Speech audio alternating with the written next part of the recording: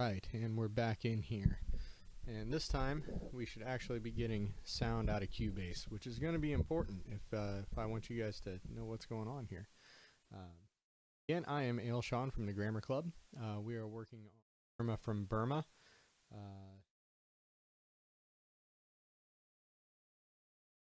Confirm for me that everything is working. That would be super swell. It appears to be all good on this end, but let me know if there's anything. Oh, look at that. There we go. Okay, let's get back. Don't scare me, OBS. My microphone just stopped showing up. All right. Okay, so when we left this song, I had this up here. We had basically the bones of the song together. What we're going to do now is, let me show you some things that we've added. So we started, we ended up with this.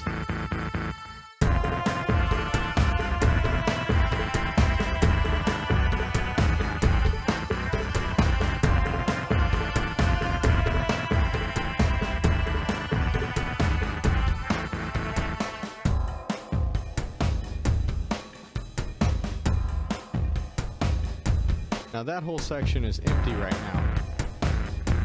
We don't want that whole section to be empty of vocals. So I've got Beefy's vocals now, and I'm going to add those in, and we'll see. First, let me show you what I've done. I'm going to do some cleanup here, which is a necessary thing when you've punched in a lot and you've mixed and matched parts. Let's see. Hiya, Live Musics. It's Diston Plays. We played some Friday the 13th with him recently.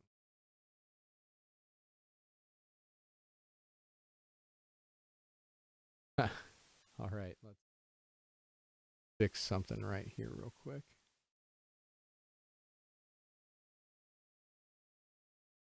Well, this bass with Ailsean. And then that'll probably change midway through the broadcast.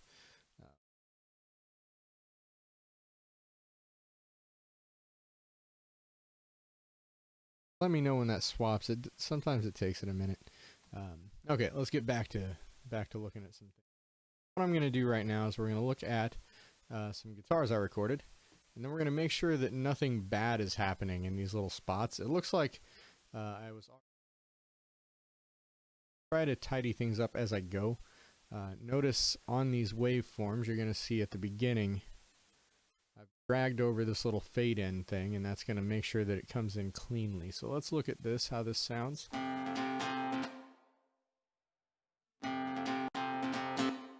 That should be all on your left.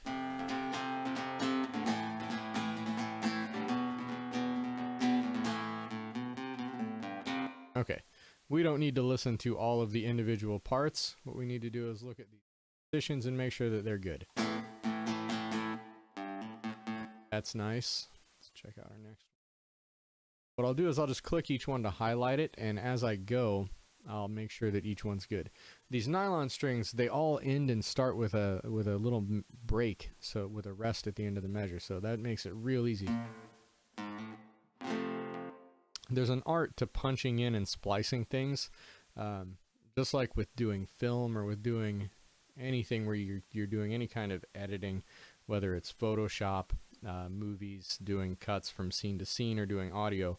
You want to make it as seamless as possible, usually. Sometimes you stylistically go for hard hits, but we're just trying to create the illusion of a smooth flowing mix. What we want to do is make sure that these have nice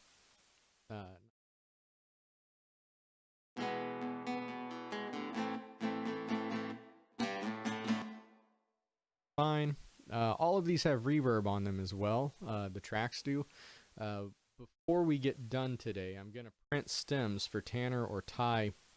One of them will take over. And when I print the stems, what I'll do is I'll solo each track, and I'll take all of the auxiliary effects off. That way they can apply whichever ones they want, because when they do the mix, it'll have all of the vocals. They may add other instruments if they've got some sort of some extra sparklies to add to make it shinier. So they'll add some extra touches, and if I put my reverb and stuff all over it, that limits what they can work with. Now there are exceptions to that, and you're going to see some of those in a minute when we get to the Telecaster guitars. That huge reverb doesn't need to be there. That's not stylistic. It's not part of the inherent sound. Yes, this is as Diston asks, this is a very collaborative process, and you really, we hope, shouldn't be able to tell necessarily who's taken over at what point. Different arrangements will have more or less of each of us, and if you know each of our respective styles, you can kind of get a sense of who did what. But we do work as a team, and like for example, this guitars will kind of give away that it was something that I did, but Ty could have done it, or Glenn could have done it. And since I'm working with Shale's loops, it sounds like very much like a Grammar Club track. It doesn't sound like just one of us, and you start to hear the collaboration, and you hear all of our influences come out in different places. Yeah, that reverb is much, we don't want to print that so that they're stuck with it later. We want them to be able to make their own mix decisions once they have all of the things. I don't want to lock them in. Now, I'll show you a couple of exceptions real quick, like this big synth drum that Shale had sequenced. Let me just hear what the raw loop is.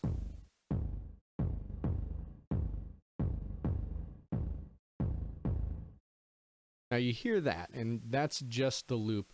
What I did is I did some EQing, so I added some big low bass to it and some highs, and this is actually going to change the stem of the song. It's going to change what that instrument is, fundamentally. You hear just the EQing.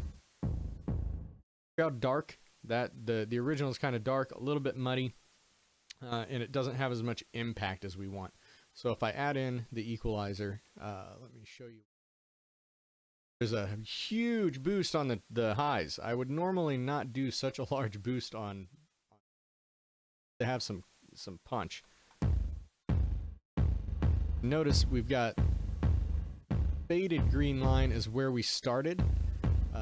Brighter green is showing the effects of the EQ. So you can see we've got quite a bit more high-end content, but still not a lot. So it's still not a super bright instrument, which is good because it would conflict with some of the other stuff going on. Now if I come over here to the channel strip, you'll see I've got a gate on it and I've got some compression. Let's go ahead and enable that.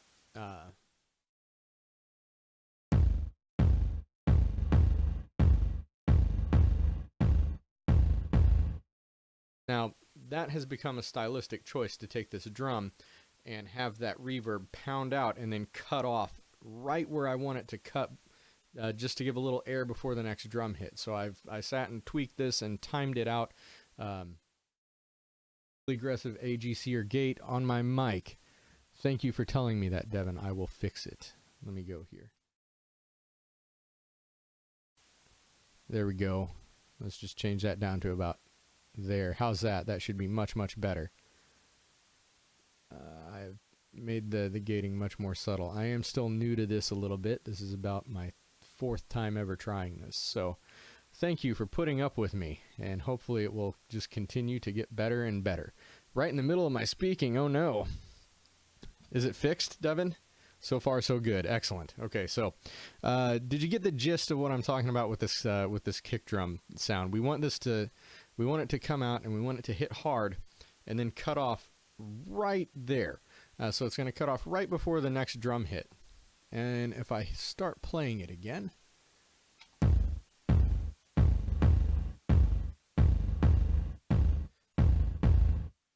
and you can see the gate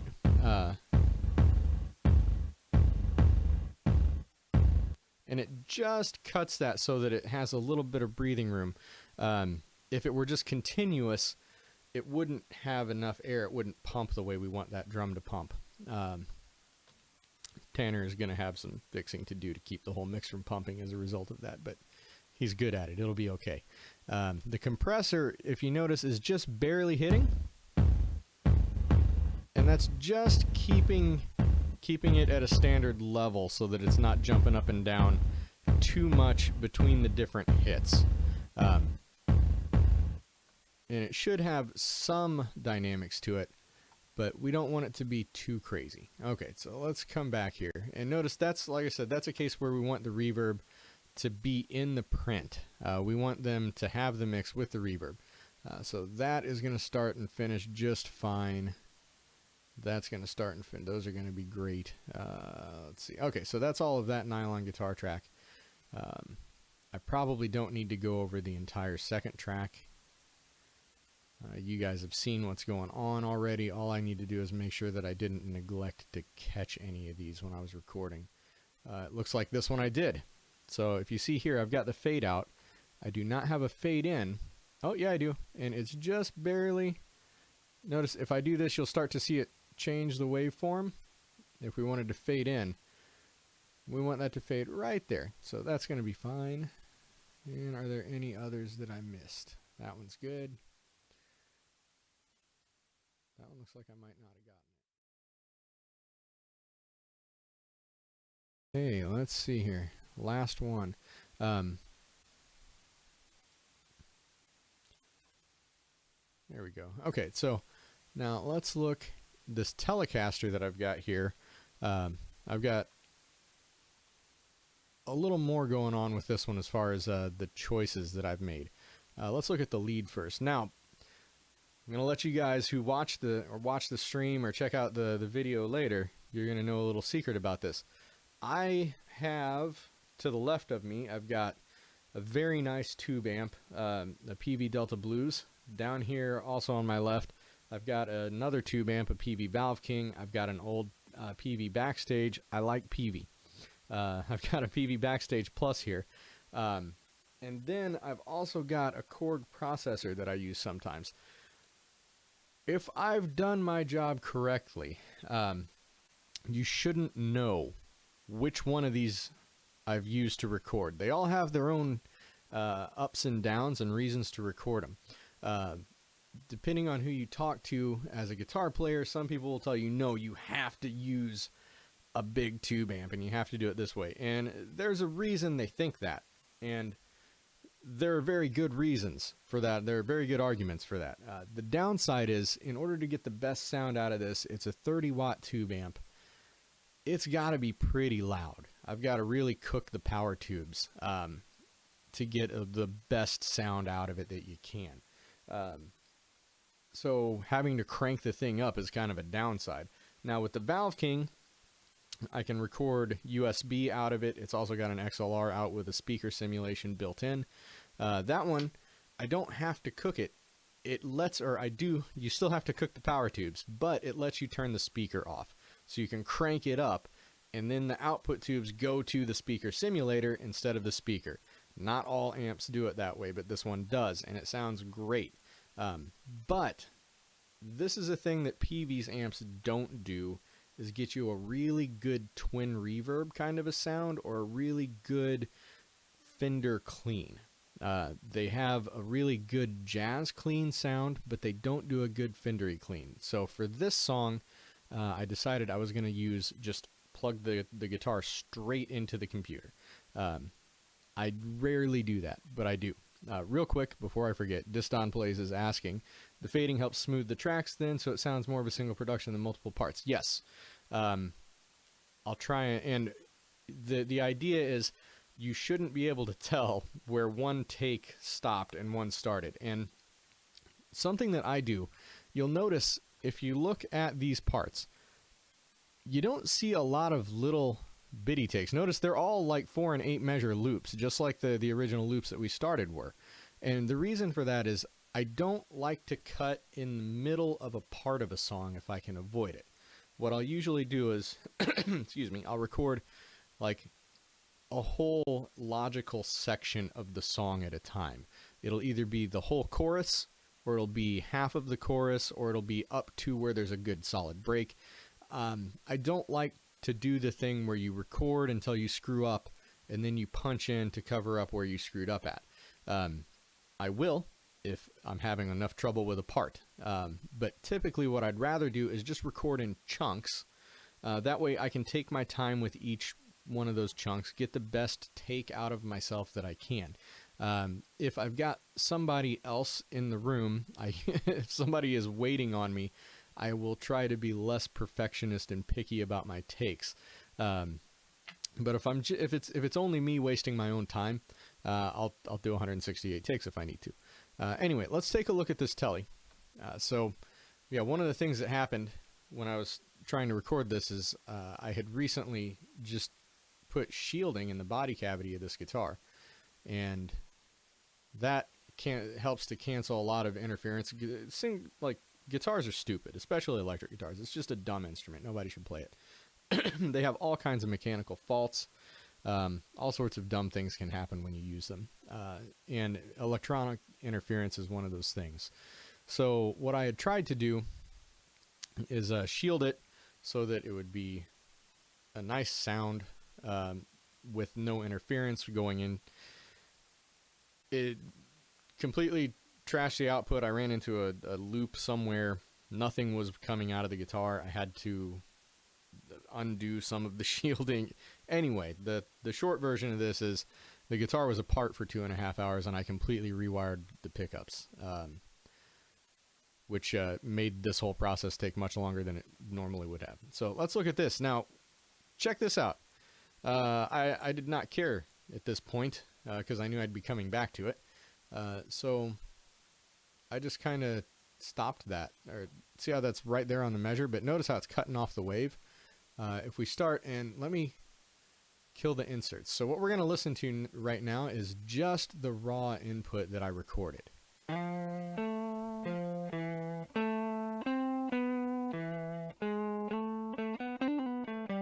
And notice Cubase does a pretty good job. This is one thing, bad soldering and knobs is one. I've had a lot of my own. Yeah, it's the struggle is real. I replace the volume knob on most of the guitars that I have. I've done it on 3 that needed it. I've got a couple that already had it done from the factory, but I like to have a logarithmic pot on the volume knob so that the volume changes are more useful. What you want is for the volume changes at the beginning of your knob to be very subtle, because you can hear those changes. When you get to the end of the knob, though, it takes a lot more energy to get from sounding like you're at 90% to sounding like 100%. So with a logarithmic knob, it does less at the beginning of your knob and more at the end of your knob, which seems counterintuitive, but it actually makes your volume knob much, much more useful. Anyway, back to this. So if I start this, Cubase does a pretty good job. It will start your waveform on a 0 point so that it's not just coming in at a random value. It will come in at the 0 line. But it could still clip. Like, let me start it in the middle of a note so you hear what we don't want. Now, notice it sounded like the start of a note, but the pick attack was gone. So, see how right here you can see that doesn't look right. So if I come back, and indeed, there's just a little bit missing there. So what I'll do is I'll just fade this in so there's no noise. And then you're going to hear the actual attack. See how I had a slide. When I did this, I cut off half of that slide that I did. What was the point of sliding if I'm just going to cut it off, right? So anyway, we've got this. And I'm going to go through, and you can see right here, that doesn't look right. So I'm going to bring these back like that. And there's a gate happening, I believe. But just in case, we'll go ahead and do this since there's a silence there. Okay, and when we get to the end of that, it takes a break for a while, so we'll just come over here to the end and fade that guy out. Some of this stuff is kind of just, I should have been doing this while I was talking. And live and learn. A lot of this is just, you know, it's like sewing, basically. You're just going through and making sure that the buttons are stitched up correctly, that nothing's going to come apart. You don't have to do all this stuff. You could just overlap them and allow the software to do it for you, but it's not going to take me that long to do it. So I might as well do it and make it real good. So we'll get that one right there. Is this what I think it is? What is this? Yeah, there's some good sounding sweeps right there, and then some really bad ones in a minute. They'll be covered up by the vocals, so it won't matter. Yeah, see here, I just dragged that on over and left it messy. So we'll fade that note out. We'll come back here, give this a little fade in so that the notes don't get clipped. And there we go. There's the end of the song.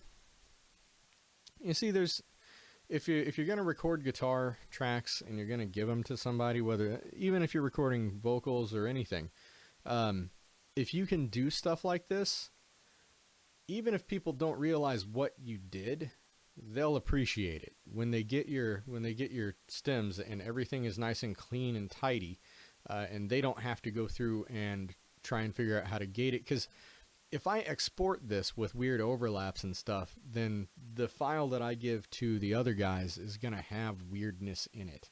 Whereas if I just take care of it at this stage of the game, see, we don't want that. If I take care of it here, it makes their life much, much easier. So, you know, if you're recording stuff for people, try and give them nice cleaned up files. Okay, let's get here. Yeah, see, like right there, that cuts off. We'll just tack an extra 16th note. And notice I can drag this back. That's, whoa, too far. That's actually where I started recording. So I've got a measure of lead-in time. So it's not like I don't have the air there. Another common mistake you'll see people make when they're first starting out with this sort of thing is they'll try and start the recording like on the measure where it starts. Don't do that. If you know you're going to play a note right here, start the recording back here somewhere, because there's a very good chance that you're going to have some information happen right before the actual measure line. So if you start the recording exactly on the measure where you want the recording to go in, you will clip off beginnings of things. I grabbed the wrong thing there. Let me drag that. And notice I'm not even having to listen to these because you can see what's happening. But let's go ahead. Yeah, right there. So no. Sometimes when you're doing these, if we were doing this where it was like in the middle of something, there would be a little more listening and dragging things along. But because all of these are happening with these nice clean breaks, it's just making it very easy. This part here is really, honestly, this is kind of overkill. If there's a gate on it, it would take that out. But, you know, again, why not? I mean, just spend the extra 5 or 10 minutes, go through and clean up your files. That one.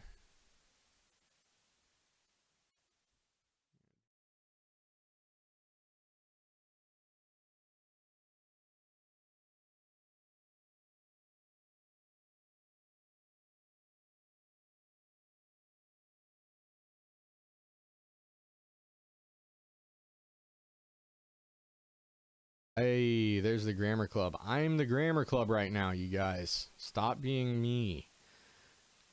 I'm just kidding. You can be me. I'll be you. It'll all be good. Now, another way to do this, like since I'm doing this all on this track, I could be doing both of these tracks at the same time. Why am I not doing both of these tracks at the same time? Because it doesn't really matter. You're either going to scroll up or you're going to scroll side to side. I have chosen today to scroll left to right more than side to side. It does not really make much difference in the process. You can't hear anything. Devin can hear things. The other Riley brother can hear things just fine. My mic is probably a bit low. There we go. How's that? Or did it cut out? No, it's there. It's picking up at like, yeah, that's, you should be hearing things. Yeah, you should hear my mic louder than that guitar.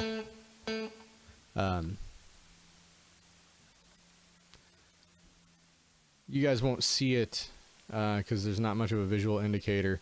I compulsively Control S all through this process. That's another thing that you should do. Control S as much as you can.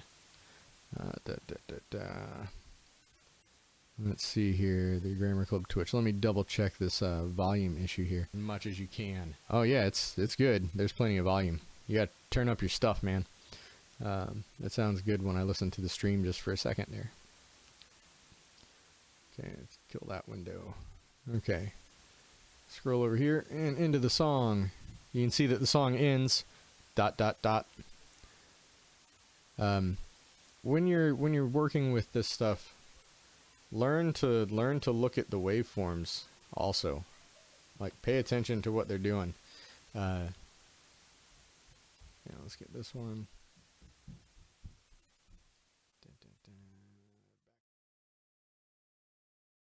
Here and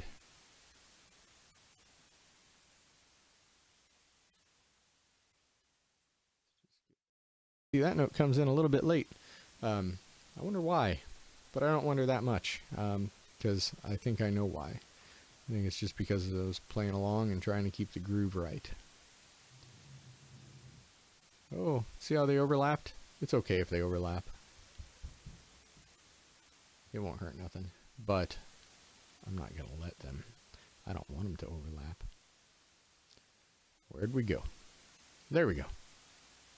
Let's drag this back a 16th note, cut this off, cut this off. At some point I'll let you hear these. That'll be exciting, right? Make sure there's no clicks or pops. Watching for clicks and pops is the big deal, especially when you're recording guitars direct. And you're planning to fix them up with an amplifier later. Very important to make sure there's no clicks or pops. The gate isn't as aggressive, but it still occasionally cuts into my speaking. It also takes a noticeably long time to roll off. I'm just going to turn it way down. Just for you. Okay, let me come back over here to where that is. 0.2. There we go. Now let's... That should hopefully fix that issue. One of my children is screaming. Pay no attention. Not sure what that's about. I think. All right. We got this guy here needs to come back. And we'll cut. Whoa, where'd you go? That's in the middle. Okay, another. Do that. And then come over to our next one. Drag this guy back. This one first. Now, these tracks are all Telecaster. They all say Tele Lead because that's what the track was that I had enabled when I recorded them. Okay, now this one, notice, this is a little different. So let's look at this guy here. This one I have to be a little more careful with. And it's fine, just like that. I'm not even going to mess with it. That is with the amp sims turned on, by the way. Let's take that off. Here's what I actually recorded.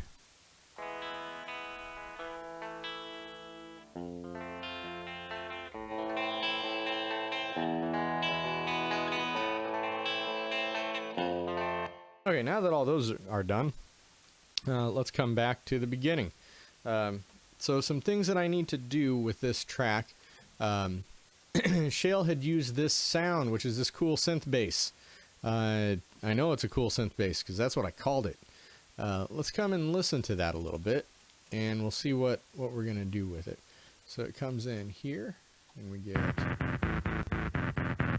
Okay, now, what he originally had done sounds like this. And it's difficult for me to hear the pitch, especially when we get into the next section.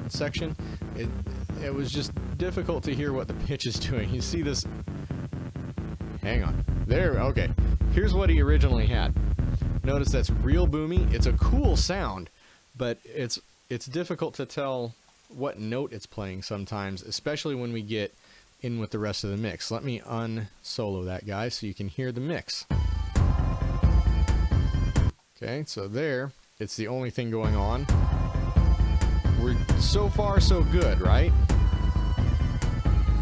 But in a second here, I still have things muted. So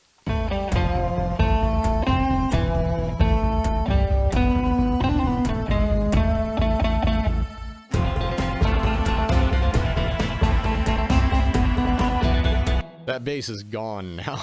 it's there, it's making low growling noises, but it's hard to tell what note it's making.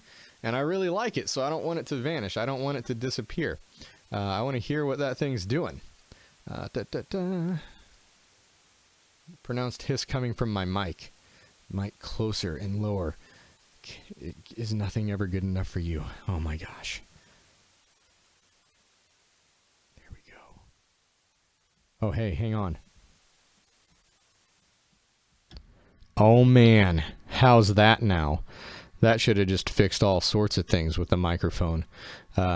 Yeah, look at that. I can come back down with that less artificial volume. I forgot to hit the pad button. So that should, yeah. I'm up in the yellows. Up in the yellows, approaching the reds. If I talk real loud, but I don't talk real loud. So let's just move this a little closer here. And that should take care of it. Okay, let's see here. Are we constantly improving? More? Ha ha ha, it is your brother. That's not my brother. Just EQ is down 8 dB at 48 hertz like I did for the podcast. He does want to hear my sexy voice. I'm not serious, Devin. I'll do whatever I can. It's both of the wait. You are are we improving or improving? The Riley brothers have invaded the Twitch chat. All right. So anyway, about this bass you made, Shale. It's all bass. It sounds really cool. Oh, I'm glad you love your big brother. You're awfully mean to him sometimes. I gotta say, when you're talking about the bars, you don't hold back. But okay, let's do this. Or wait, are you saying you love your big brother Sean, and I'm also your brother? Because that's cool with me too. I love you too. So, all right, let's back to this bass that Shale made. Okay. So when we get in here,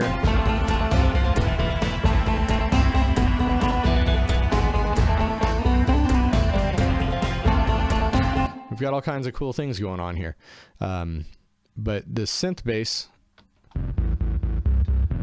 first what we're going to do is we're going to cut out the lows and we're going to put those on a different instrument. So I'm going to have an instrument play the same part that has the lows so that we can control them separately. I'm not going to get too crazy with it because I know that Tanner or Ty, when they take over, they're going to do that. But what I want to do is give them stuff that's going to be easy for them to work with. So we're going to take this cool bass part that Shale wrote, and we're going to turn it into just a cool mid-range synth part. So we have this, and we're going to cut off everything below about 80 hertz. It looks like we're at 76. For reference, the low E on a guitar is 88 hertz. So what we've done is we've taken it by killing everything that's lower than 80 or so. We've taken it from being a bass guitar and turned it into a regular guitar range. So now it actually, listening to the mix down that I've got that I made the other day, it sounds sometimes like it's a the video recap of this should go on YouTube. Sure. So it sounds like there's a distorted guitar in there. There are no distorted guitars in this mix. I've only done clean guitars. But this instrument is going to take over for the distorted guitar. So let's get this high pass on here. So now nothing above or nothing below 76 hertz is getting through. And then I've got this super aggressive mid-range, which I dragged around and played with quite a bit, and that's what's turning it into more of a guitar. So let's enable that.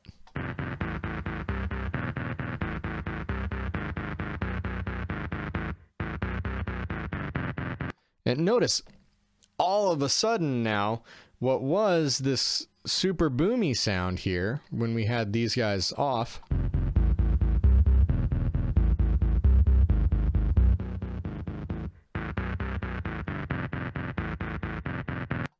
man, if Tanner throws some gain on that and a little bit of echo, that's going to be a killer synth sound sitting in the mix. Now, that creates an issue though, because now all of our low end has disappeared. What's going on? There's no bottom anymore. So I have up here the MIDI tracks that I said we didn't need last time. Fortunately, I did have them, even though we weren't using them before. So I've already got Shell's tracks sequenced, so I don't have to learn and replay the parts. So that's convenient for me. We could add bass guitar. We could, but I don't want bass guitar. I want a sine wave. Yeah, sub bass. That's what I'm talking about. So what I'm going to do first is I'm going to add a track, and we're going to add an instrument track. And I would like to add, I believe, this is one of my go-tos, is this expand synth, but I believe what I'm going to go with here is the Mini Moog. Sean says no bass, only sub bass. That's right. So let's add this Mini Moog here. Now, I am going to have to, unfortunately, I'm gonna have to go and use the restroom, guys. I'm sorry. I drank a lot of ginger ale a minute ago. This is the Moog that we're going to use. I'm going to drag that off of there. What I'm going to do while I'm away is I'm going to let you listen to the mix as it sits so far. So have a listen to this, and I will be right back with you.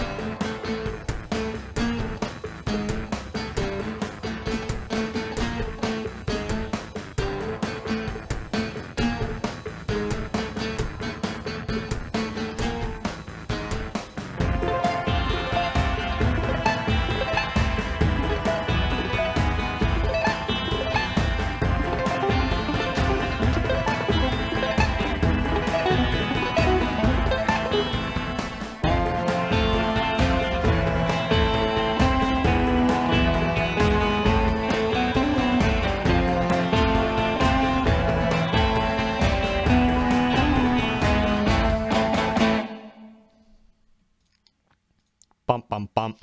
And we got some mealy stuff in the end, which this is the only time, hopefully, that it will ever be that aggressively in the lead. It's a little sloppy, and it should be there to add the some back content.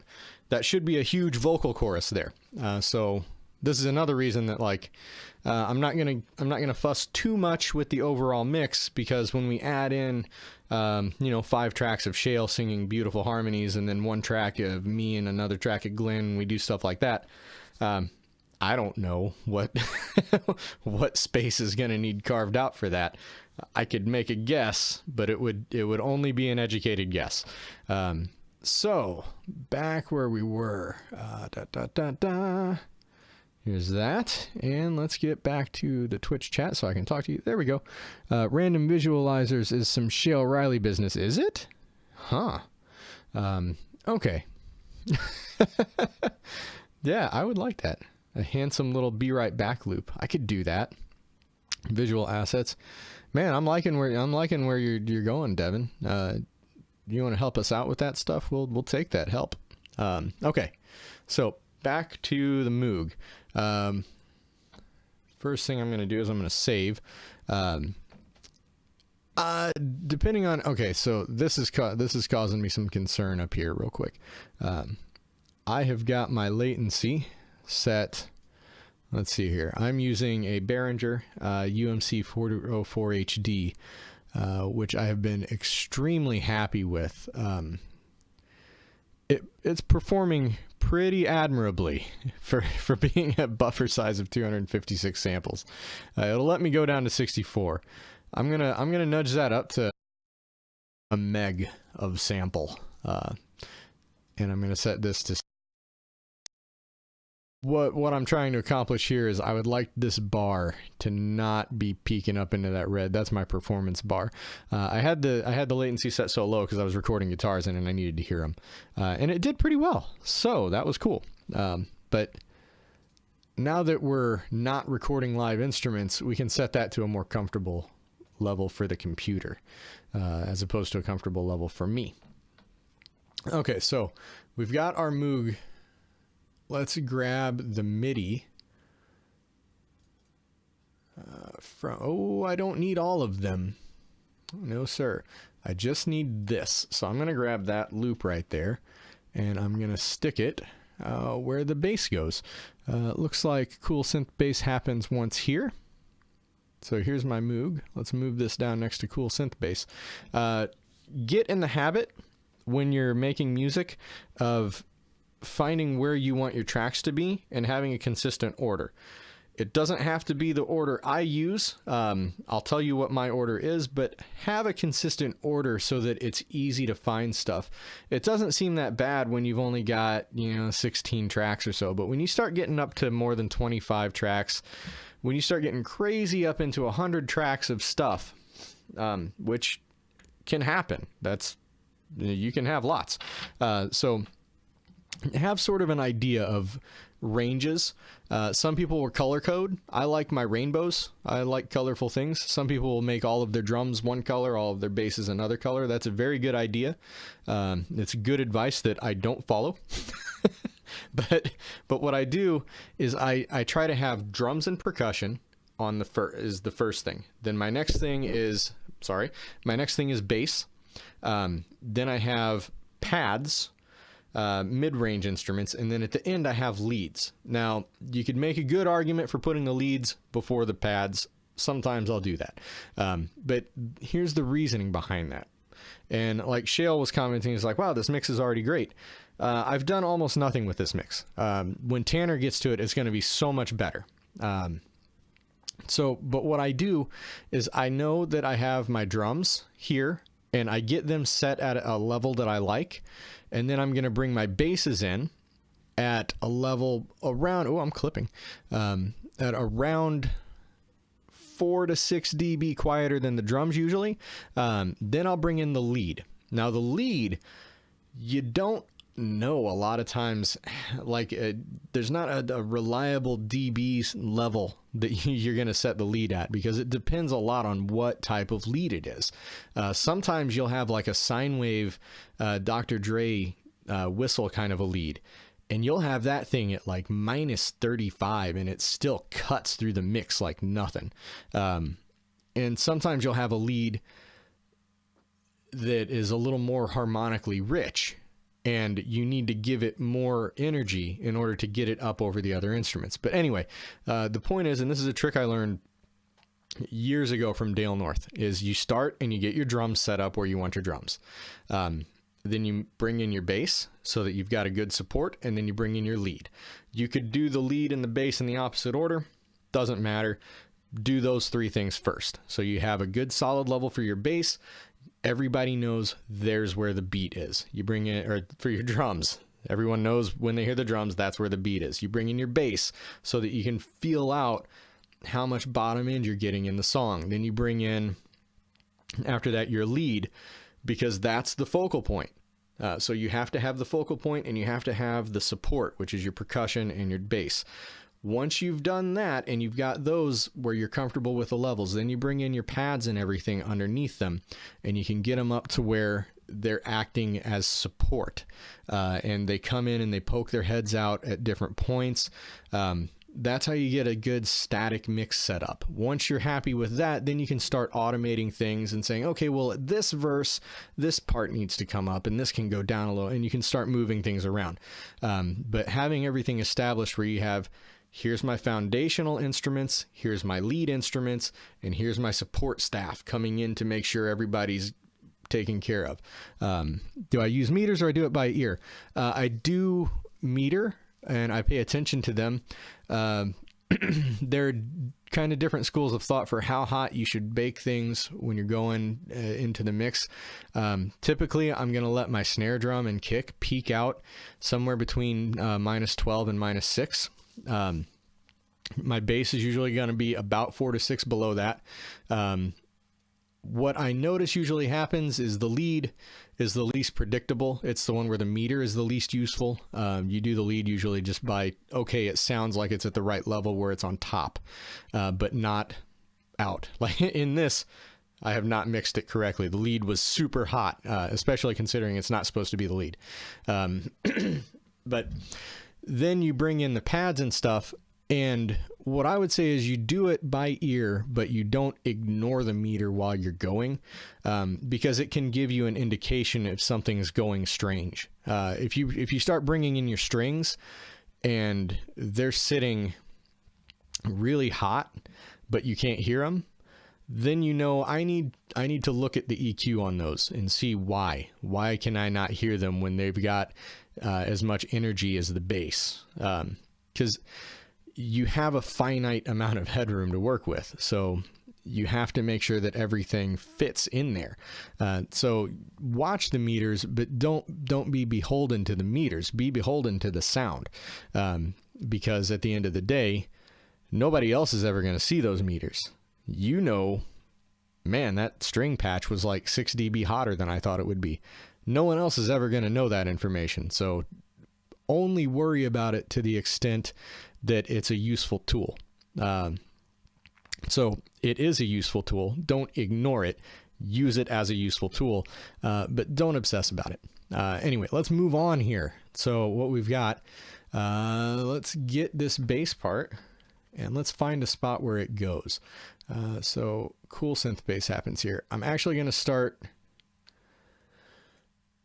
on this loop here, and I'm going to paste that onto my mini Moog, and then I'm going to solo it. Now, there's a whole other school of thought with soloing tracks. Some engineers will tell you, don't ever solo. Just soloing is bad. It's dumb. That's not true. There's a reason that button's there.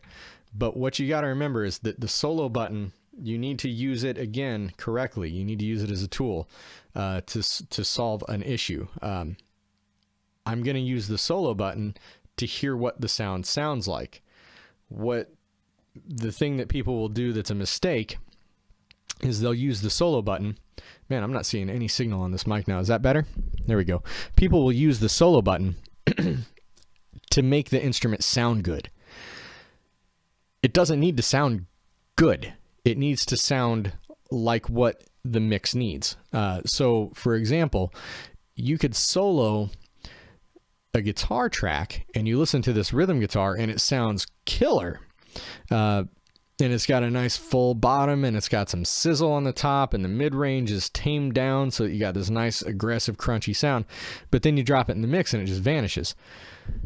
If you solo it, you're going to be like, man, it sounds great. Why is it so bad in the mix? Well, because its job isn't to sound great. Its job is to fit. So when you're using the solo button, don't use it so that you can hear the instrument and say, oh, well, now the instrument sounds good. That's not the point. The point of soloing stuff is just so you can hear what it's doing without any interference. And then you unsolo it and get everything else back in and see what changes you need to make. So anyway, let's get this Moog up so that we can see it. And what I'm going to do now is we will loop this section. Cubase, why you gotta be silly. This is one of the, there's a lot that I really like about Cubase. The workflow works really well for me. Moving the markers, I shouldn't have to zoom out. I should just be able to click there and see how, if I click out here, see how the marker, oh, look, they just showed up. But if I click anywhere in here, nope, not gonna work. It's gonna not do that. Sounds like smart, like you've done this a lot. Looks at this OC remix. Oh, that OC remix, that's only like 10 things, man. You got to look at my discography that will be up on our website. It was more prolific than I actually thought it was. Like the number of CDs that I've been on is, was it 31? Maybe. Am I just making that up? Am I exaggerating? You'll have to read it to find out. Okay, so bass instrument. How loud are you? Let's turn this down. Okay, that is our default Moog sound. Okay. I'm going to look for a preset to get us in the ballpark here. If I go to bass, I really like this plugin, Mini Moog Deluxe. Arpeggios and gates. Where's riff sounds? Here's basses. Okay, so let's start with sub bass because that's probably going to be close to what we want just right out of the gate. Okay, it's too low, but it's pretty much what we want. I apologize if that killed anyone's speakers or ears. I don't think it's loud enough to cause any damage. Let's see here. So MIDI modifiers. Let's just take this up. Oh, there we go.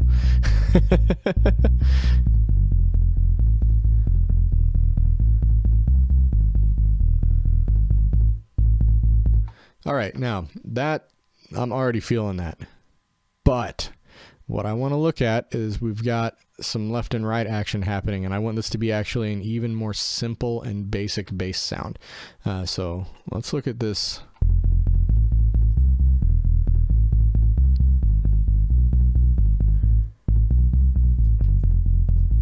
There we go.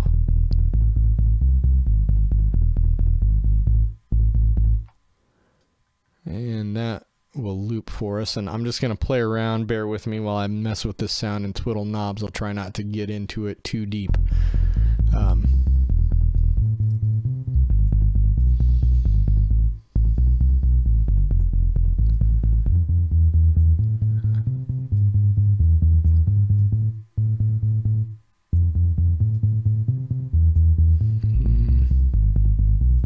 Let's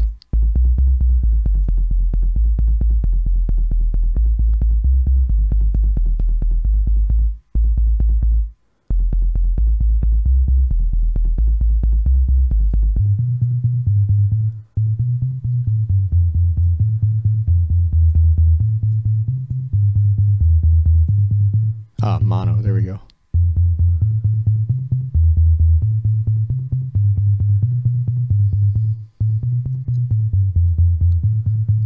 Let's kill a little bit of the attack here.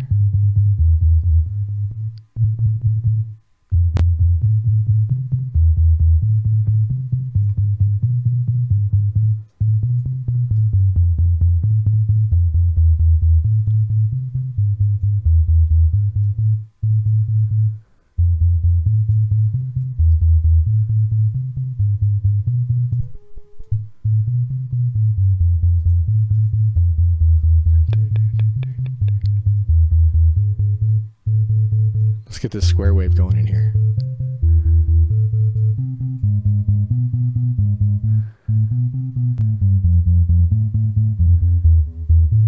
Oh, now we're... And it's slightly detuned and I like it. Maybe.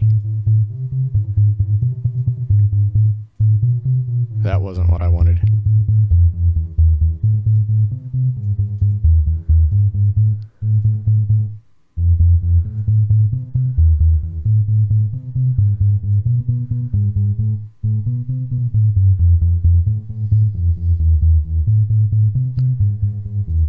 Okay, so I'm digging that by itself, but like I said, soloing it, we don't really know what we want. What I need to hear that with first is I need to hear it with Shale's synth.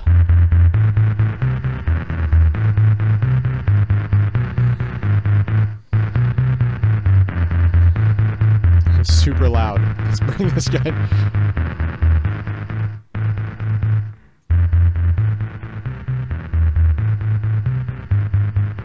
Oh, I forgot. Okay, let's link these guys. Those are the same instrument, so I'm going to link them.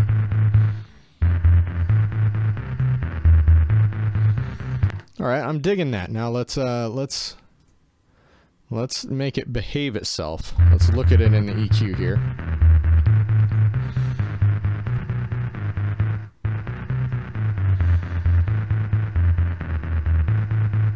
And I'm watching this compressor reduction. I'm going to give it... I'm going to go about 3 to 1 as far as the ratio. Bass, different people have different schools of thought as far as how much you should compress. I'm going to give it about 3 to 1 ratio, and I'm going to get it to where the quieter notes just get into it. One of the schools of thought, my friend Andreas and my friend Chuck will tell you, is bass doesn't move. Depending on the type of music, I'm going to totally go with that. This is one of those times where I feel like the bass shouldn't move a lot, except that when it starts and stops, it should be punchy. So anyway, let's get this threshold set better.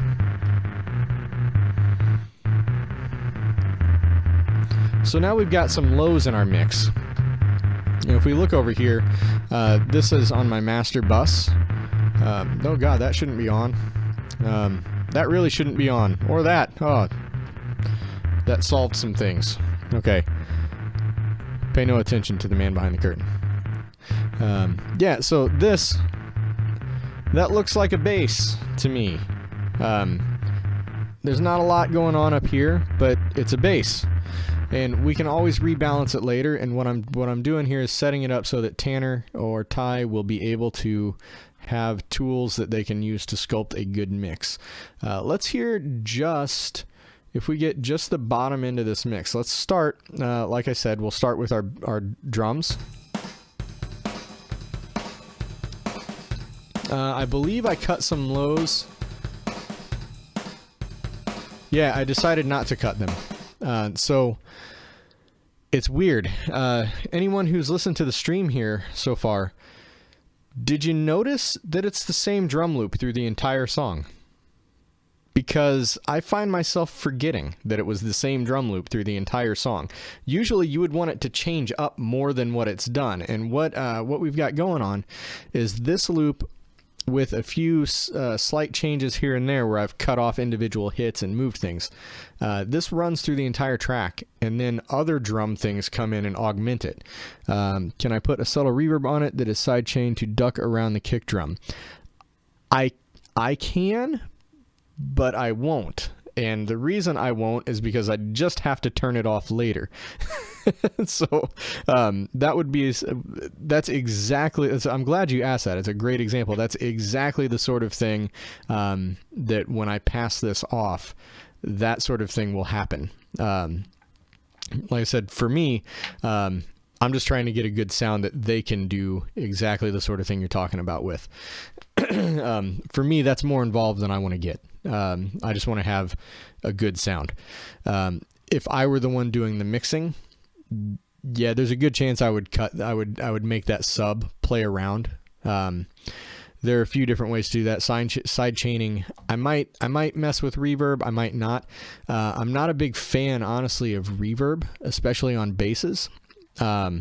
This is a thing that you learn as a guitar player, or you don't learn, but you should, is especially if you have competing instruments. If you have two guys on stage, two girls on stage, whatever. If you have two guitars on stage happening, the one with the most reverb loses. I'm gonna make myself sound real stupid in a little bit, because these guitars have a lot of reverb.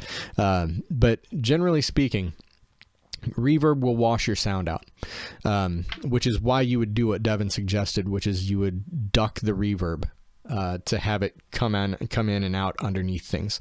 But generally speaking, with bass, if you add an echo, on the other hand, and you set it to like a quarter note echo to be at about 30% of the volume of the original, you can get a nice spacious sound. Another idea is to do a very short echo, to do like 80 milliseconds, 80 to 100 milliseconds, just a quick slapback echo, sometimes even shorter, 40 milliseconds, so that you hear that and it makes your bass pop a little more. I'm not going to do any of that here. That's for later. So anyway, let's look here. We've got our drums. And what I want to do is let me just mute all of the things, and then I'm going to bring them all in so you can hear what I'm talking about when I talk about mixing things in. So this is actually all of the tracks right here. It's this mix is surprisingly not tons of things. So let's hear just the drum loop, and we're still looping the same section of the song. Save. It's got this. That gate is cool. It's just rad how it cuts that off.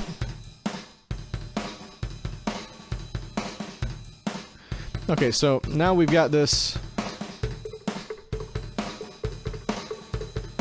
Dun digga dun, and I've named it dun digga dun digga dun. Now, check this guy out here. This is he in yet? I should find a part of the song where I have everything. Just it looks like I got most of the things in at this point. Good. There's our bass in the percussion section. That's the one that we talked about earlier.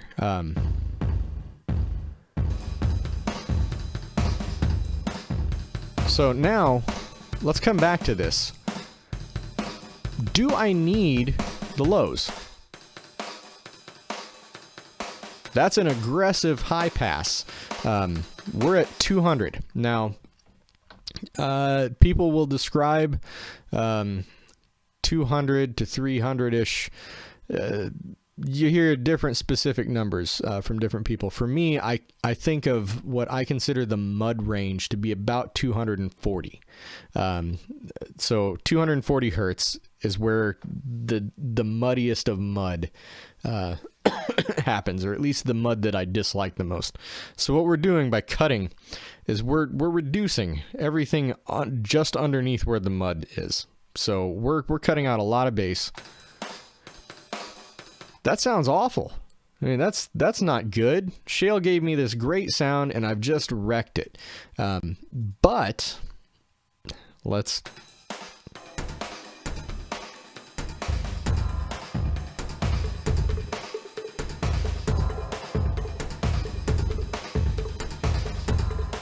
We hadn't even talked about the spring yet. Hear how now everything is gelling together real nicely? Now, what I might do is I might take that high pass off, and just when I pass this along, I might tell them, hey, I high pass this in my demo mix to make it sit better, and then they can do that suggestion. They can do that suggestion, or they can ignore it. But for my purposes, I'm going to leave it cut. I think I may...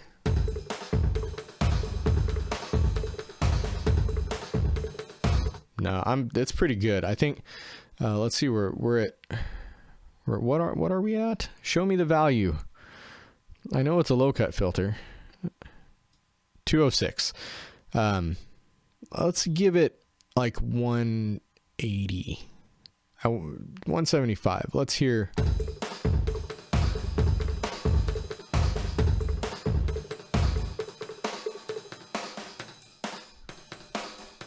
And hear how that bop, bop, bop, bop. Now in Shale's original loops, this big synth drum didn't have all that bottom and all that power. I'm gonna nudge him down a little, which is why his mix sounded pretty good with all of the things having all that content in there. But let's get, so here's our drums. We got this cool spring thing.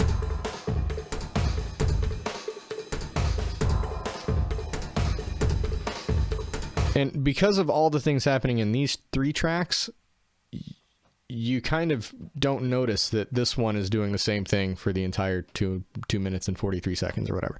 All right, on to what I said we should do next, which is bass, because that's going to establish our foundation. So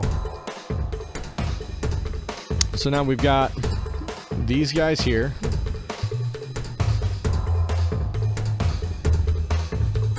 Now notice this has a lot of low end energy, and depending on your speakers, you may or may not hear a lot of that instrument. I'm using these Tascam 5-inch monitors. When I take this out, before I send it out, I may take this and listen to it on the bigger speakers in the other room, because these 5 inches, they don't put out quite the thump, but they are nice and accurate and clean in everything except that. So let's see here. I like this. That's good. We're sitting at about 6. So now let's get the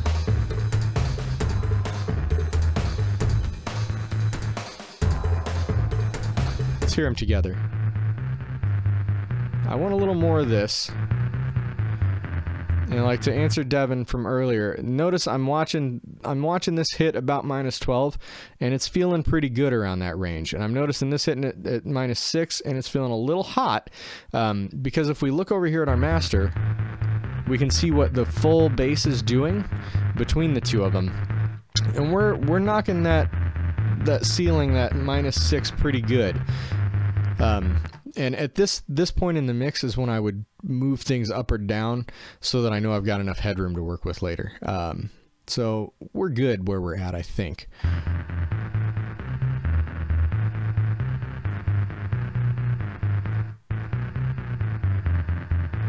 I'm liking that.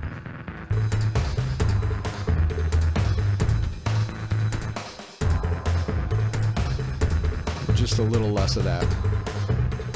Okay, so like I said, we're not going to spend too much time on that. Let's come over to this lead, the lead instrument. I need 2 of them. We've got this banjo, which I think is too quiet. This was Shale's original.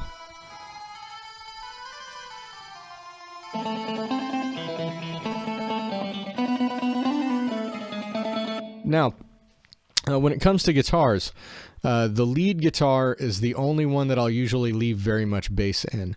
One of my sort of rules when I'm arranging, it also carries through to mixing, is only the bass is the bass. Like if you're the guitar, you're not the bass.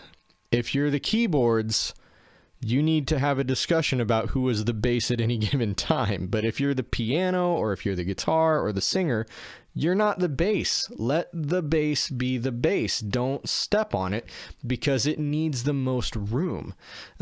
So we leave the bass nice and hot, and it gets those frequencies. So if we look at this lead Telecaster and we see our EQ here, it's got a pretty good drop off. Now check this out. What I'm going to do is I'm going to use this, they call it a low cut. It's really a high pass, which means that it lets the highs pass. So I'm going to nudge this up until it starts to be noticeable, and check out what happens here.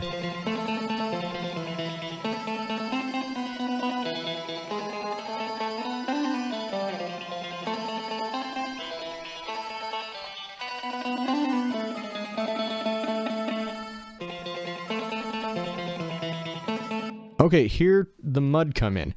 You don't notice it as we roll this up to about 100. You won't even really notice anything on your guitars most of the time. Some people will tell you to always aggressively high pass your guitars. Anytime there's advice that's just always do it exactly this way, it's stupid advice. You're going to need to adjust everything as you go. But like I said, the low E string on a guitar is 88 hertz. Everything under that is technically noise. Now, that doesn't necessarily mean that it's undesirable. It just means that you want to remember that everything under this 88, check out what happens to this lead guitar. It's not playing the low E string, it's playing way up on the neck.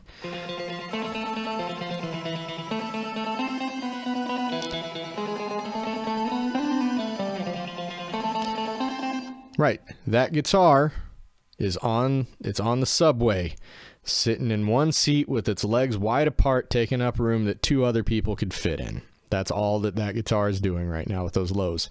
We cut those lows, it puts its legs together, there's room on either side for other people to occupy the seats. That's all we're doing with it by cutting out those lows. You barely hear it at all. You sure won't notice the difference in tone in the mix, but look at how much room happens here that the bass gets to have now. And remember, the bass needs the room. It takes more energy to move bass. So watch, just as I cut this, watch how much stuff comes in.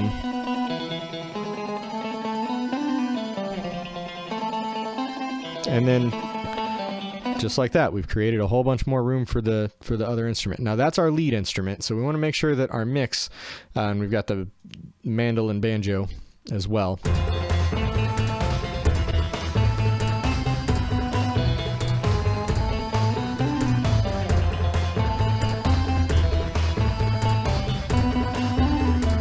Now that guitar is pretty hot in my opinion. I'm going to knock that down some.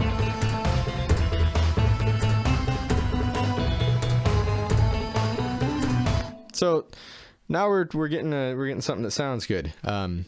This is interesting. I wasn't planning to do mixing on the stream, but you know. Now let's take a look at this pad here. We've got nylon string guitars.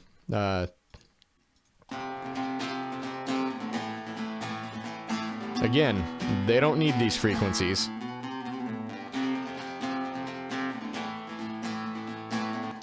So let's hear those in the context here.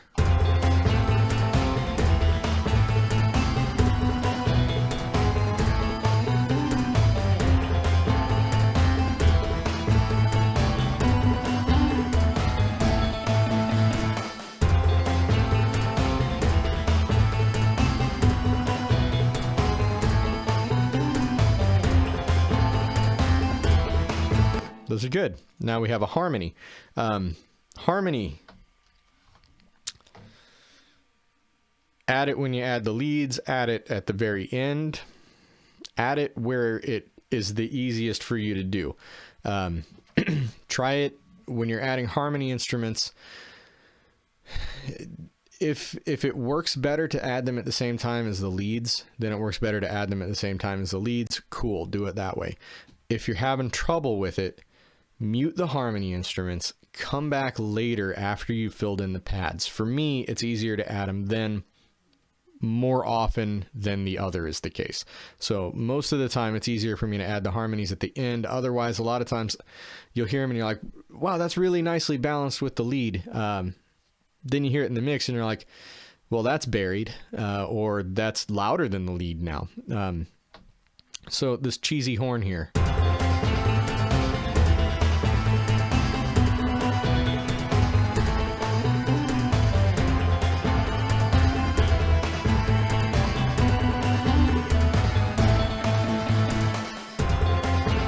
I'm loving that. That's sitting right in there, right where I need it. You hear it. If you're listening attentively, it will catch your ear. It'll sit nicely. All right, so we're going to move on to where we get some other sections happening, and we'll talk about some other things that are interesting. Real briefly here, let's take a look at these tellies, because like I said, I don't normally record direct. I just plugged my guitar straight into the interface and then used fake amps. It says Surfcaster because that's the preset that I started with. Some people will tell you don't use presets, build stuff from scratch, make your own sound. Some people will just use a preset.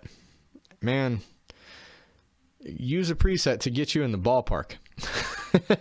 All right, have a good one, Distan Plays. We'll talk to you later. So get a, you know, what was I saying there? Oh my gosh. Yeah, use presets. But remember that the preset was made without you. You weren't there for the preset to be made. They weren't using your hands, your instrument. If you're talking about an effects preset, they don't know what you like. They don't know how hot your input signal was. So use a preset to get you started. Like the same thing we did with our Moog bass. We started with a sub bass, and I said, okay, that's an octave down. Let's knock it up. And then we take and we detune, make sure that the detune is correct. And we changed one of the saws to a square, and then we rounded the attack off. So what you're doing is think of a preset. It's like you've got a room in a dorm, you know, it's like, well, there's nothing in here. But I know how big my room is now. So if you're starting out building the whole house from scratch, that's a little tougher than saying, all right, okay, well, I know what kind of building I'm making. All I've got to do is decorate it or change the floor plan. It makes things a little simpler. Don't be afraid to radically change the preset. This is a weird one. Notice we are on our pre-effects. This is Steinberg's VST amp rack, which is built in to Cubase. So if you have Cubase, you have this, unless you have the totally did not pay anything for it version, which I used for a long time. All this stuff, I'm only using the $100 version of Cubase, guys. I'm not using anything fancy or out of reach of anyone. Nothing that I've got on here is out of reach for anybody who can, you know, spend extremely minimal dollars. In fact, I recorded that with a $150 guitar. So, I'm not using, you know, super crazy, difficult to obtain gear, or effects or anything. So anyway, enough about that. So this is interesting. We're using, a Fender Deluxe head. They don't say what it is, but it's a Deluxe. It's a Fender. And then we go to pre-effects. They've got overdrive, which I've turned off.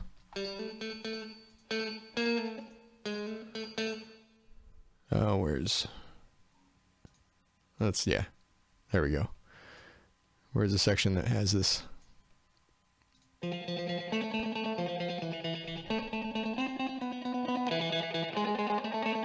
I didn't like the overdrive. I wanted it clean. And like I said, none of my amps do the Fender clean sound as well as I'd like. I can kind of get there. But we've got this. The cabinet I'm using is actually, I believe, the Blackface 2x2. It's not really giving me an indication, which is weird. So amplifiers are using a Fender Deluxe. Fairly not super aggressive EQ settings anywhere. Not a lot of bass. Heavy on the master volume, light on the gain, to push the theoretical power tubes, as it were. All right, so post effects, we've got more reverb. So remember, I was talking about the guy with the the most reverb loses, right? Surf guitar is the exception to that. You need the reverb to make the sound. To get the surf guitar spaghetti western sound, you need some reverbs. Now, if I were crafting this sound in something else, I would have liked a spring reverb. The reverbs that were on this preset, it's got a studio reverb that's fairly hot, and it's got, what are they calling this one? A plate reverb that's not super hot. So we have a reverb going into the amp, and then we have another reverb after the amp. Microphones, we're using a fake 57 on the edge, which is where I would put it. Close. configuration. I didn't do anything because it's mono.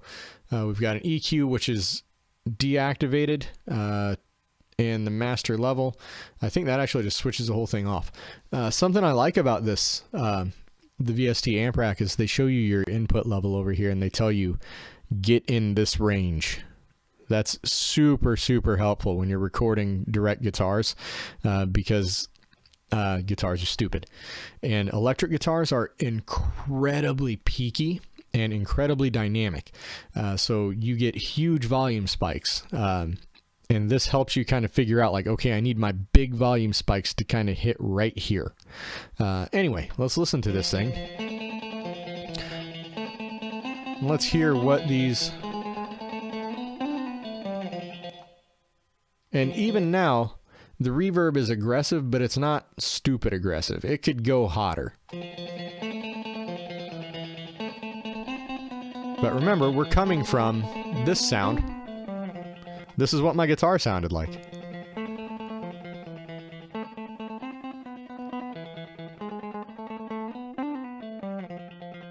That's terrible. I mean, this is just...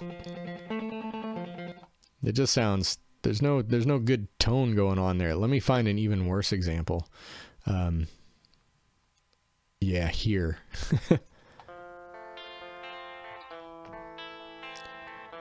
And there's a little edit that we need to look at, actually. Oh, no, we did. We looked at it already. It's all good. Okay.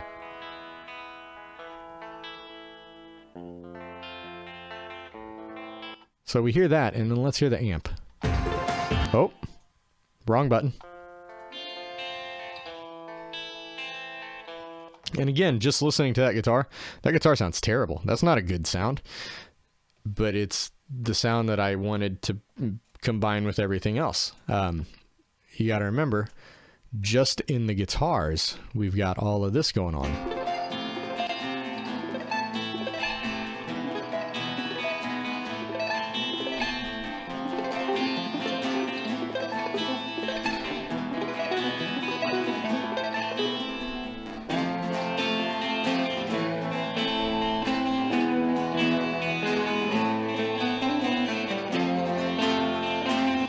So that gives us all of that just in guitars. So we don't want to mess that up. Now let's take a look here at this bass part that we had again, because it's not everywhere that it needs to be, and it needs to be everywhere that it needs to be. All we did was set the sound, and then I got distracted by a shiny object and moved on to other things. So let's hear which part are we doing? Are we the second half? So let's take this right there, copy that, and we'll stick it right there.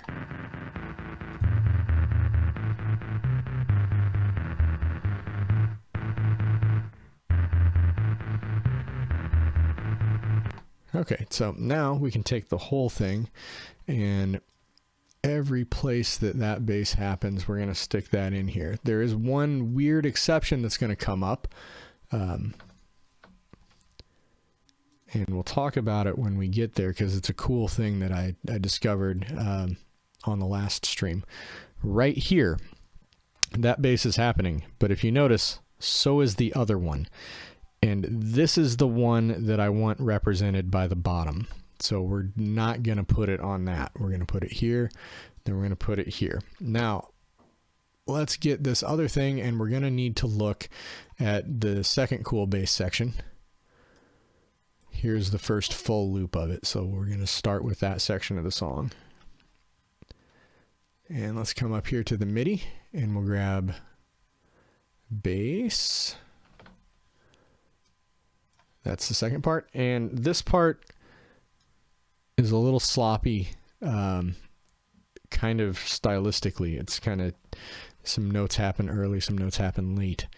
So what we want to do is make sure that it matches up to the audio and that everything comes out sounding as good as it can. So we're going to come here, and where this part happens, we're going to add this in. It did not add it where it was supposed to. Undo paste. All right, come here. What track are we pasting to? There we go. Why is... Oh, there's an extra measure. Not a big deal. Okay, let's come in here. Let's quantize that first note so that when I pull this over, it doesn't break. And then we'll pull this back, and now we're working. Okay, so let's hear this.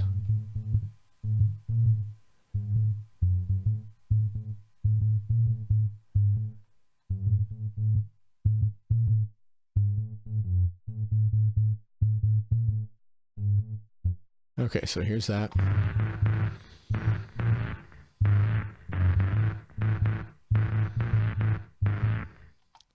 Is that an octave higher than the other part?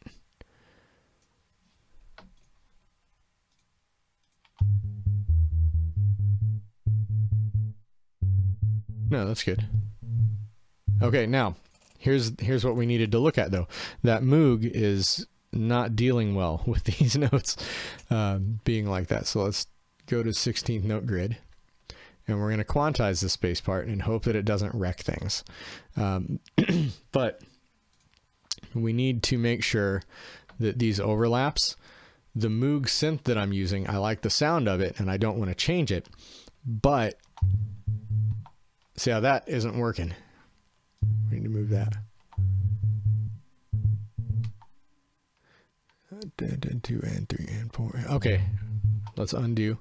We can actually quantize that to eighth notes. 1 and 2 and 1 and 2. Yeah. So let's grab all of these guys. And notice some of those were early enough that they actually got, like, this guy got shifted. And it one thing with Cubase is when you do the default quantize here in the piano roll, it does not change the ends of the notes. It only changes the beginnings. So if you've done like this and he's left some air in between the notes, it doesn't fill it in unless you specifically tell it quantize lengths, quantize ends. We don't want to do that because we want it to sound like what he played.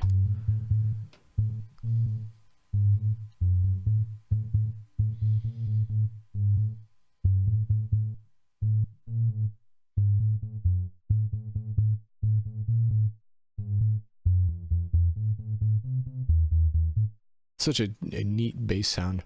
It's terrible by itself, but it sounds so good with the other part. Okay, so let's get this synth bass here.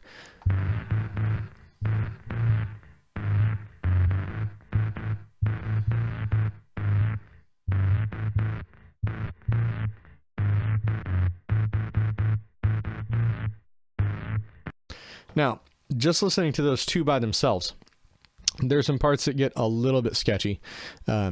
But I don't think it's going to be a problem in the mix. Let's hear this.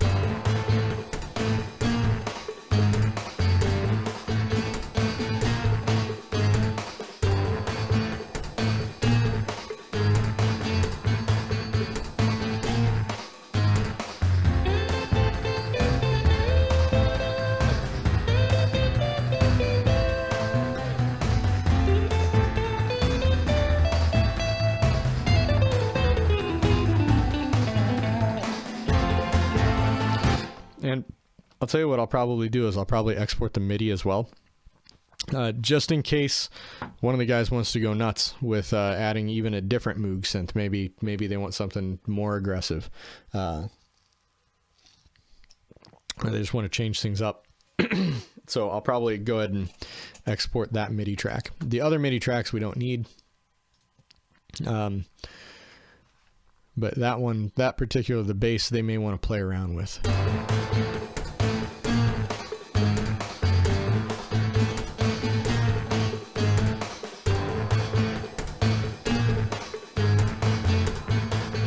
Okay, so this section, I was sitting and thinking, wow, this is weird, because it's like, there's hardly any lows going on, and I'm like, what happened to my bass? And I forgot the big synth drum is here. This is a rap break. My thoughts here, since we've got this sort of combination of the nerdcore plus the western, the spaghetti western, so I'm voting we call this genre mom's spaghetti western. That's what we're going to call this. So when you hear us talk about mom's spaghetti western in the Discord, this is what's happening. It's like when we had truck month, except we're telling you ahead of time. Yeah, hear that with that big bass synth drum happening, everything makes sense. Now let's go over to, okay, so now that we've got this section, we can paste it in everywhere it goes. It goes here, no, whole notes, thank you. There. And then we go here. Yeah, Mom Spaghetti Western. Our alias for this this track, where we use one, would be Eminem Marconi. Let's see, move that there, and let's see what happens. I just want to hear this first rap break. It's going to be, I promise, I'm going to drag vocals in here very soon. We do have to do more of this. I feel like that Mom's Spaghetti Western is a logical next step now that we're done with hick hop. Like we go from, that's the next place to go, I think. Okay, so let's see what we got.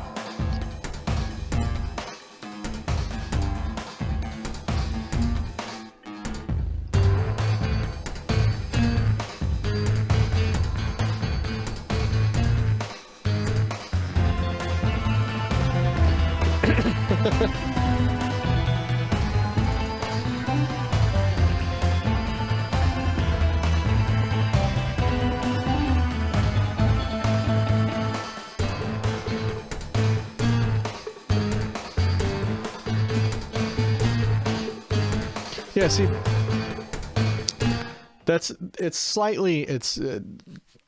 I'm only hearing it because I'm really specifically listening for those to misalign a little bit. And because I played it on, we had Shale's original audio, and then I played it on the nylons, and then I played it again on the telly. I don't know that it necessarily needs to be on all of those instruments at the same time all of the time, but it sounds good, so we'll go with it for now. Just those little bits of imprecision. I mean, my rhythm's good, but I'm not Superman. I'm not perfect. If you look at these, they look pretty ridiculously close. But there are always going to be subtle little imperfections, and blending those together, they're all working pretty well to make a good groove. That's another thing when we talk about like the comping of tracks, where like down here I don't have any real punch-ins. I did whole sections. But when we do things where we have the punch-ins, you'd be surprised sometimes the quote unquote best played take isn't the one you use. Sometimes you use a take, especially with vocals, sometimes you end up using a take where you were a little bit out of tune or something weird happened, but sometimes it's just the take that fits the best and sounds the best with everything else. There's a lot of people who are sort of old school record to tape guys will talk about like, this splicing and Randy Razorblade stuff and just Pro Tools cut and chop and nobody's any good anymore. I mean, yes, you can use the tools to take a very mediocre performance and turn it into a good performance. But the whole point is to take a great performance and turn it into an amazing performance, by picking and choosing. You know, Beyonce sang this chorus 4 times. I'm going to take the best bits of each 4 and put them together, and that's going to give us something that's superhuman, that sounds just amazing. But it doesn't mean we're always doing the most technically perfect take. A lot of times the take that you keep is the one that had the best feel to it. So you're not using the tools to remove imperfections and all the time. A lot of times you're using these tools to cut together the best composite that is sometimes the sum of several imperfect performances. And the output is another imperfect performance, but it's a good one. So that was enough of that tangent. I'll probably go off on that on another stream. It'll be a regular part of this series of streams. So here we see there's some stuff happening, and let me just show you what's going on in the cool synths. This was not gonna work with this synth being the bass, okay? So this, and in fact, I'll show you. So I've got that and this happening together. They don't work together. They don't mix well until they do. They're not. If you look at them, they aren't the same chord progression. And if you have all of the low frequency content in there, they don't work well together at all. So let's hear what happens when they overlap, and let's just kill the EQs here on both of these tracks. Back to that, and then this one, and we're just going to mute those EQs. And remember when the bass sounded like this? Now let's hear them together. And what I've done is, you see this little channel here, it's hard panning one to the left and one of them to the right.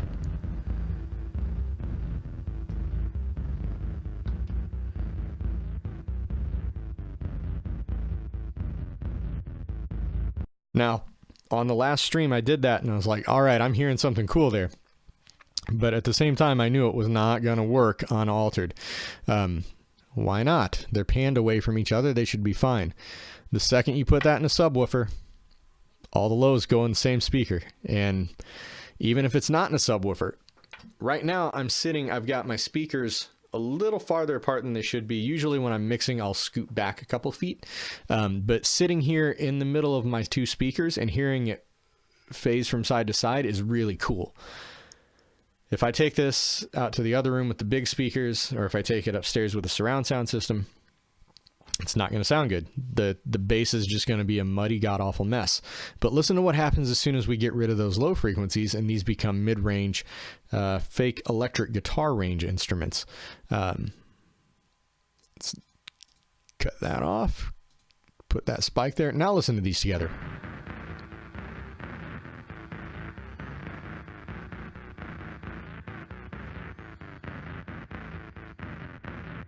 Now they can work. Now, back when we were pasting in bass parts, I said, okay, I want to paste this part here to make sure that it's the right bass part. This one. In the fight between the two parts, I want the one that's the active groove to be the one that wins. Now here are nylon strings here, showing you this is the part.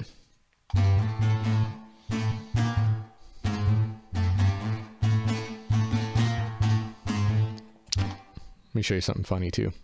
Where is it? Let's find it. So originally I didn't have the MIDI.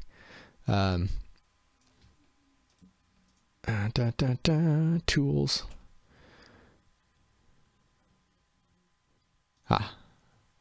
No, not in that folder. You can't see the folder. It's okay. You don't need to see the folders. You don't need to look at my file system. Get out of there. But if I open my grammar folder and I look for pictures, where are pictures? I can show you.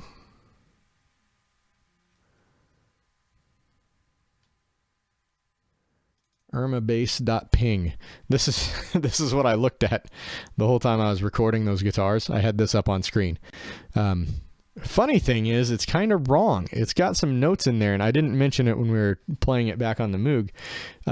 If you listen to the synth that Shale used, and then when you listen to the Moog as well, it doesn't sound like all those notes are there. Give this a listen. Let me give it a little wind up, and then I'll pull up the bass.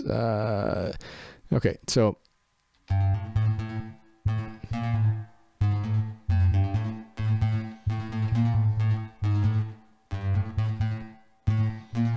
What was that note? I left those two out on purpose. I wanted to leave that open so that you just hear the bass scoop underneath it. But yeah, there's a whole bit in there that you just don't even hear. So sometimes synthesizers make that happen. Sometimes you give it to a guitar player and they make that happen. So anyway, now that we've got all the cool EQ and stuff, let's hear this again. Now that you've got the context for it. You heard it once when I was off in the bathroom, but let's listen to that again now that we've got the low bass happening. So far, this is the first half of this long rap verse.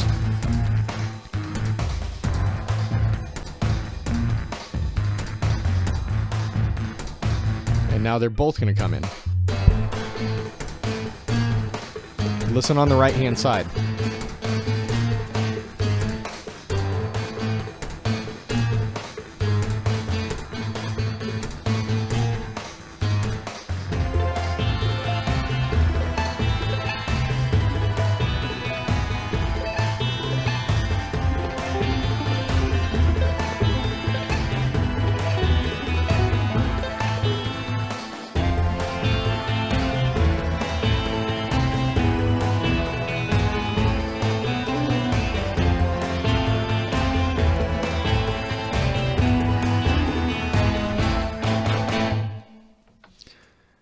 Yeah, let me show you those arpeggios that are happening.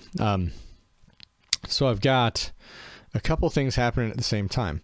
It gets real busy, and normally, are they hard panned? I think that's mixing them down to mono. Oh man, really? Let me look. It's supposed to not mix that channel down to mono. Let me make sure I didn't set the wrong thing to mono. Voice meter out. Oh man, oh, you guys are missing out on so much. Hang on. All right, there's that. I'm glad you said something. Now we've got the right one. Okay, check this out again. Thanks, Devin. Eventually I will have my act together. Over there on the right. No, not over there on the right. We're at the wrong part of the song. Here it is.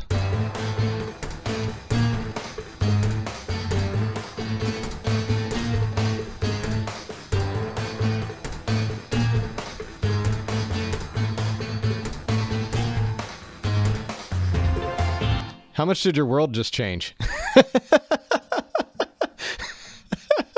Oh man, I'm so sorry, you guys. You've been listening to this thing in mono the whole time. Yeah. It should still work in mono. I've got everything in where it should phase correctly, so nothing should get totally destroyed. But yeah, the whole thing should be like a whole new world, new and different point of view, as it were. It's like you've had one ear closed the whole stream. Yeah, man, that's a whole other ball of wax. Yeah, just check out. Speaking of hard panning stuff, that segues us into another thing we can talk about here. So let's talk about just these nylon strings. So we've got this guy here. Then we got this guy here. Now, usually what you do is you'll take, and this is a guitar thing, to get a good thick sound, without having it have to be way loud, is you record the same part twice. You can't copy and paste. You can't record it once and cheat. There's a trick that you can kind of, but what you do is you record the part once, you pan that all the way on one side. You record the exact same thing, play it again, pan it over to the other side. Now, when you play them together, they sound great. Now, a little trick to that.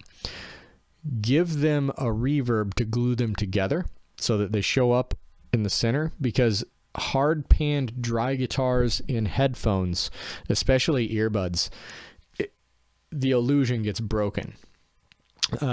Because there's when you hear, you don't really have two things, right? That's not how nature works. That's like when you have the same sound coming out of two speakers, that's not a natural phenomenon, and it tricks your brain into hearing a phantom image in the middle.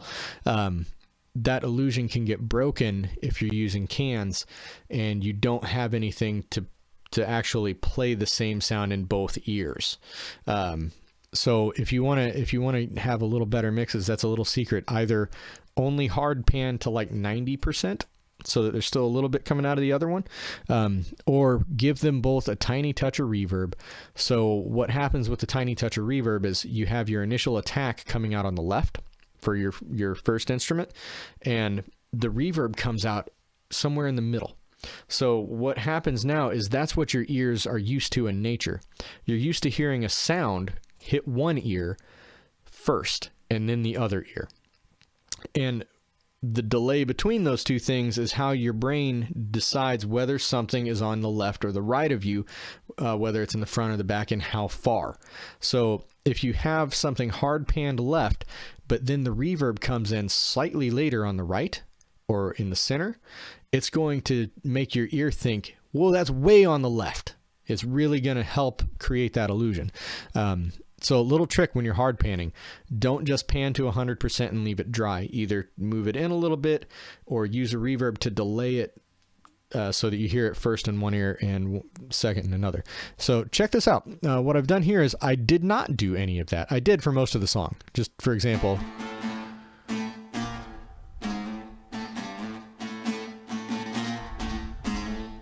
Now, sitting in between the two speakers, those sound super wide. It sounds like a big three-dimensional mix because you're hearing the attacks and then you're hearing the reflection come after. So let's look here at this part where they're playing different things. It sounds like two guitar players sitting kind of far away, and then they're going to come together and it sounds like one big thick guitar. So check this out. This is just it's not just a production trick, it's an arranging trick.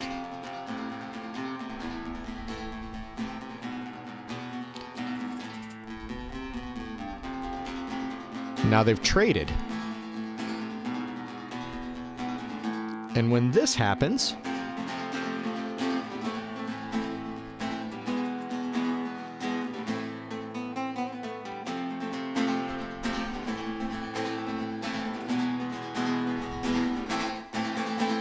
so by doing that, and like I said, there's those slight imperfections in the playing.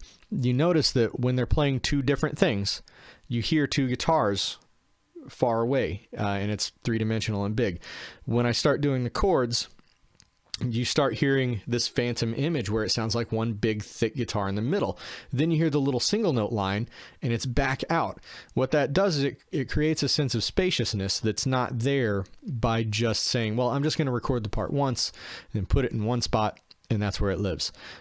So whether we're talking about doing it from an arranging standpoint, having two guitars on a stage, or whether we're talking about it in production where it's the same guitar just recorded multiple times, that's a trick you can do. Now, I did say earlier that you've got to play the part twice. You don't necessarily. What you can do is, let's say we've got a part that's 16 measures long, okay? If it's the same part for 16 measures, if it's 8 bars and then another 8 bars that's the same, you can record it once. So what you would do is you say, okay, I played this much, right? Then I cut it in half. I take this and put it down here. And then I take this one and I copy it and put it down here. So what you've done then is you take the first half and the second half and play them together. And then you take the second half and the first half and play them together. And that's a way you can get away with only playing that 16 measures one time. I have not done that here because I just didn't need to. I wanted different parts. In fact, when I recorded this, I recorded all of these tracks all in the same chorus. I just recorded them all over the same 16 bars. Then later I took them and dragged them out to where they needed to go. So anyway, that's the nylon guitars. Then we've got the Telly also coming in doing this. Now notice for most of the time, this Telly's been doing things that were a little more aggressive than this. It's doubled the funky part. It's done, let's look here.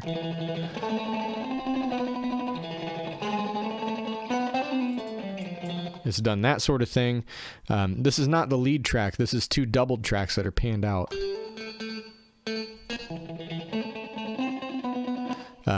So when we get to the end here, I know that this meatly junk is going to be going on.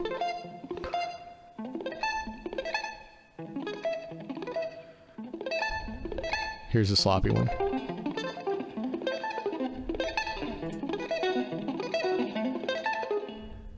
So I know that that's going to be going on. So I don't want to be running wild with these tremolo picked things. So instead of that, they come in doing this.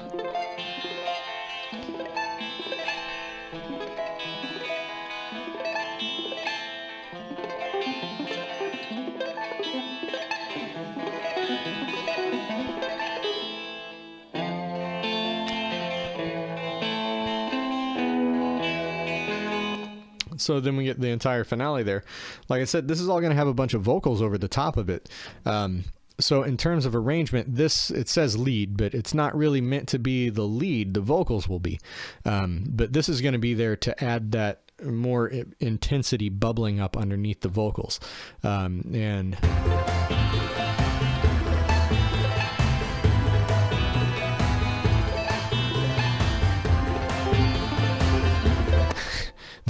every time I hit that low note on this first arpeggio, it sounds like a Windows error note or a phone notification.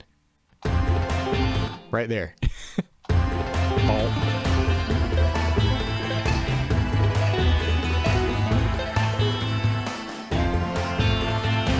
Now, if I had played that part fewer than 97 times or whatever it took me to get, it's take 108, but that's counting all of the whole song. I might have, if I meant for it to be the lead sticking out part, I would either copy paste a different part over that, or I would go back and do another take and just beat myself to death getting it exactly perfect. But two things happened. One, I realized, hey, I've been recording this for a long time. My hands hurt, and I'm playing it on a Telecaster. Telecasters are not user friendly. They don't make it easy on you. You got to work for every note. So I'm playing it. It's difficult, and I would not accept that excuse, except it made me chuckle. So what happens is I played it back. I'm like, all right, I think that was a good take.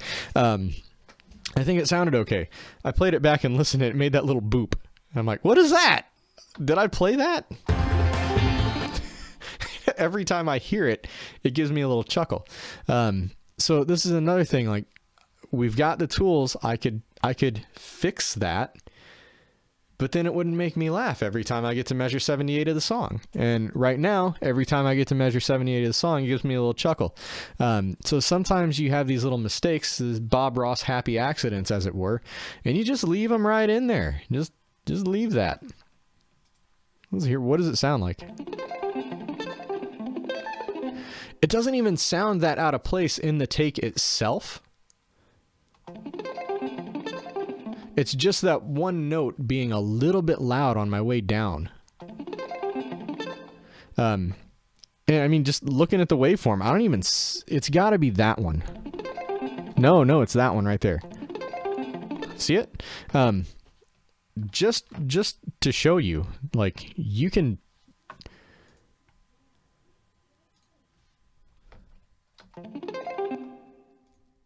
These are, I believe, 16th note triplets.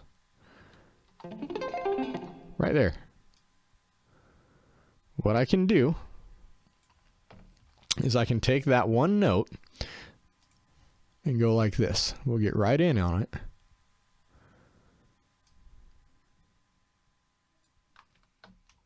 Cut it. Paste it back in. And then grab the volume. Oh, I'm using the wrong tool. That's why it didn't work.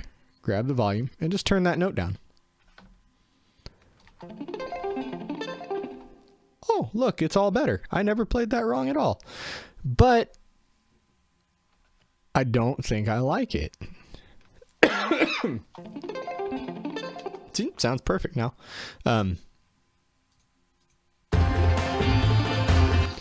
But now my boop's gone. I like my boop. It's still there a little, but undo, undo, undo, undo. I like it, so we're keeping it. All right, so I think we have pretty well covered this arrangement to death for the most part. I've got all of my parts that I'm going to export, but what we're missing is we're missing Shale Riley because he hasn't written the rest of his vocals yet. But that'll happen shortly, and he's got a cool vocal hook that he's going to sing over this. What I do have is Mr. Beef Thompson. So let's add, and I happen to have already checked, and his tracks are stereo. Beefy. Vocals aren't stereo. You used one microphone, sir. But that's okay. Back in the day, I would have been really angry about that because it uses twice as much disk space. But, you know, when I started doing this, like, we had 4 gig hard drives. Now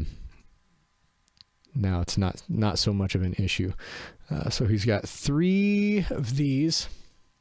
Let's come back over here, quantize this back to 1 measure. I don't know where he started. When you're working collaboratively, it pays to just make sure all of your stems start at measure 0 and go all the way through the length of the song. The exception being if you're doing a vocal track or something and you stop singing here and there's nothing more after that, there's no need for dead air at the end. You leave that off, but always start at the beginning of the song. Some people prefer it to be the full length. Doesn't matter to me. Now we want these to be on different tracks, so let's get some vocals in here. And he has recorded down to the full length of the song. And let's see where he started. This is a thing that, oh, that's neat. I see why he's got 3 tracks now. Again, they don't need to be stereo though, Beefy. Not to chastise you too much on air. But since it's unless you've got like some vocal processing that's going stereo, like a stereo chorus or something, then you would want to go ahead and print to stereo. But we don't really need the same thing twice. But since that's what we have, that's what we're going to work with. Now let's look here, and Beefy knows what he's doing. This ain't his first rodeo. So if this is not synchronized, it will probably be off by exactly 1 measure. Sometimes what'll happen is, like, I've started my project here. Somebody else might start their project on measure 2, like this, right at the beginning. If someone had done that, then all of their stuff would be exactly 1 measure off from mine. And that is absolutely not a big deal. The thing that you do run into trouble when you're collaborating with people, you don't want to try and sync up an MP3 like I showed you up here on the last stream. I had to nudge this MP3 to line it up. That's fine because that was just his reference mix. Not a big deal to go ahead and line that up. But if you're recording and you want somebody else to be able to drop your tracks in, you want to do what Beefy's done here, and he started right there on the measure. If he had started here, then everything would have been shifted over like this. Not a big issue. Just make sure that everybody knows what the tempo of the song is. If you're doing something that changes tempo, save a MIDI file. It's not hard. Save a MIDI file with the tempo changes in it. Then everybody just opens that up and drops the audio in. Everything's golden. This is stuff that we do on the regular. So like right now I'm talking to, I'm talking to the Windows hardware disconnected descending interval. Yeah, you're right. That is what that sound is. Anyway, we've been doing this a while. We pretty well all know how to play nice with each other as far as getting everything lined up. Let's look and see here. What's he got here? I think he says something and then he starts rapping here. Beefy's gonna love me for playing these just totally raw tracks for you guys here. Let me tell you all about. What was that? I'm gonna play it over and over. What is it? Oh, Beefy's doing ASMR's lip smack sounds. And it's gone. No, it's not. Oh, God, I got to get rid of that. I hate lip smack sounds. It's making me... Ugh. What's... Hello, Zealousy? Is that how that's said? Do I know you? Maybe I know you. If I do and I don't know you by that name, then hi anyway. And if I don't know you at all, nice to meet you. So yeah, let's take a look at Beefy's track here. I'm going to gate this. I'm not going to get too crazy mixing this because it's not my job. I'm just doing this on the stream so that we can hear the song with all the rap breaks in it. So again, just like I did with my guitars, I'm going to take his thing and I'm going to go in like that, and we're just going to cut it right up to the 16th note before he starts and then fade it in. Now, this track starts much later. And I can tell just by looking at the waveform that that's where his mic is actually engaged. So when he printed the stem, like you can tell, this is where he started, and then it goes through and it lines up to right there. Now, do I need to chop all of these up? No, I do not. I'll show you a trick that I'm going to use right here. So let's do this. We're going to set a loop over this part here. I actually need not that part. I need a part. Here we go. Here's a juicy one. I'm going to set up a loop right here. He's not saying anything, but you can see that there's stuff happening right there. So let's back this up before where he starts talking. And we're going to play that part back and listen to it. Let's unsolo these dudes. Let's hear. Oh, rookie mistake. Forgot to move my pointer. Okay, so let's loop. And let's hear that.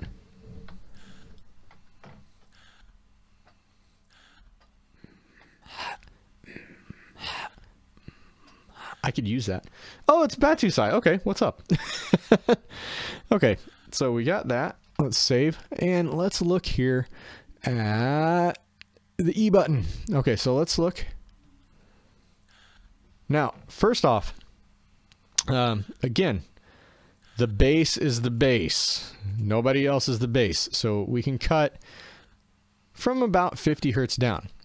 But Beefy is the beef. So Beefy's voice is going to have some stuff in here. We'll talk more about the EQ once we're not listening to just his ASMR whispering. What I want to deal with here is I'm going to come over and put a gate in here. And I need to find out.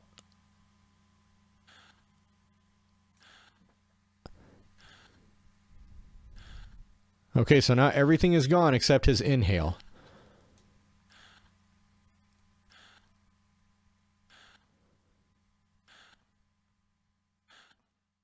Okay, so that inhale is hitting about minus 51. So let's, we want the inhale because that's going to be like part of his vocal delivery. I don't want to cut that off. He does need a lot of air in them big, strong lungs. All right, so we've got that. Let's see here. Let's save. Now let's go to a part where he is rapping and let's look at the equalizer and all that good stuff. I'm not going to get too crazy. First off, Tanner and Ty are both way better than me at mixing vocals. So it does sound like a Nine Inch Nails sample. I was thinking the same thing. They're both way better than me at mixing vocals. So any advice that I can give you about it is it's not my area of expertise. So anything I give you, you would be better served by listening to someone else talk about mixing vocals. That said, we can do a little bit of work here. Let's look at... Whoa! That's the beef right there. Man, he's hitting like... Looking around, she can see you coming in a stare burden to your brain. And if you were wise, you would jump up running without ever looking back again. But we both know you're not going... Beefy, you're a metronome. It's amazing. So yeah, he's hitting like... He hit -1 on that. With a noise floor of minus 58. I am mad at him. He's using a good mic. He sounds great. Let's bring this down. Looking around, she can see you coming in a stare burden to your brain. And if you were wise, you would jump up running without ever looking back again. But we both know you're not going to. Dress to the 992s, her gown alters in shape and hue, whispers. Looking around, she can see you coming in a stare burden to your... I'm going to do something. This is part of the mom's spaghetti western genre. So take notes, Tanner and Ty, if you're listening. Looking around, you coming in a stare burden to your brain. And if you were wise, you would jump up running without ever looking back again. But we both know you're not going to. Dress to the 992s, her gown alters in shape and hue, whispers. Looking around, she can see you coming in a stare burden to your brain. And if you were wise, you would jump up running without ever looking back again. But we both know you're not going to. Dress to the 992s, her gown alters. That's starting to happen. Now, what I've got here, these two destinations, these are just built-in Cubase plugins that I just keep on my default project layout. I've got a mono delay that's set up to be a quarter note echo, and I've got this Roomworks SE is just kind of a large room reverb. It's not huge, but it's a pretty big room. Looking around, she can see you coming in a stare right into your brain. And if you were wise, get a you would mixing jump board up here. running without ever looking back again. But we both know you're not going to. Dress to the 992s, her gown alters in shape and hue. Whispers, looking around, she can see you coming in a stare right into your brain. And if you were wise, you would jump up running without ever Can we just looking do back this for again. like But we 10 more both know minutes? I you're could just not go with this. I going like to. it. Dress to the 992s, her gown alters in shape and hue. Whispers, looking around, she can see you coming in a stare right. All right, let me find a section where it looks like he's got three things. I'm not sure what's happening here. Let's see what they are. Let's come back and loop this other section here. Bring volumes down so he doesn't kill us. Her name was Erma, quite an impressive figure, rocking LEDs and glitter. Okay, neat feature of Cubase. Copy. We're just going to paste those, and then we're going to paste them again. Now, I'm going to do the same thing with a strip. Copy, paste, and paste. Now, we're going to maybe move things around a little bit. We might not leave them all the same settings, but that's going to get us started so that they all start from the same place. Okay, so. Her name was Erma, quite an impressive figure, rocking LEDs and glitter. Some do big, she do it bigger. Estate that cost a fortune, located right near the ocean. She caused quite a large commotion in every single language spoken. Mercy. Her name was Erma, quite a... It's starting to go a little Heilung. Like I don't know if you guys have seen the Viking rap thing. If you haven't, you need to look it up. It's really cool.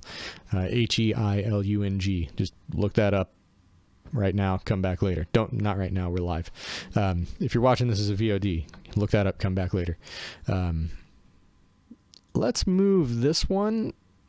I don't want a hard pan because I get the feeling that he switches back and forth between these. And if I want to hard pan him... Oh man, is that all of it? Is that the whole song, Beefy?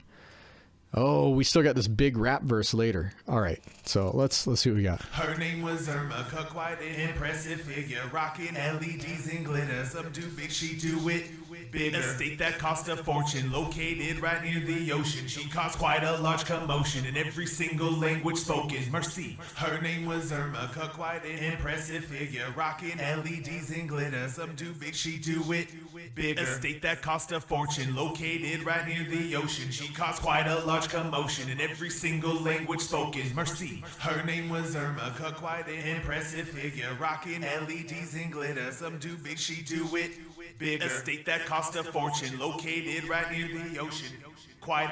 Okay, I want to hear just one of them.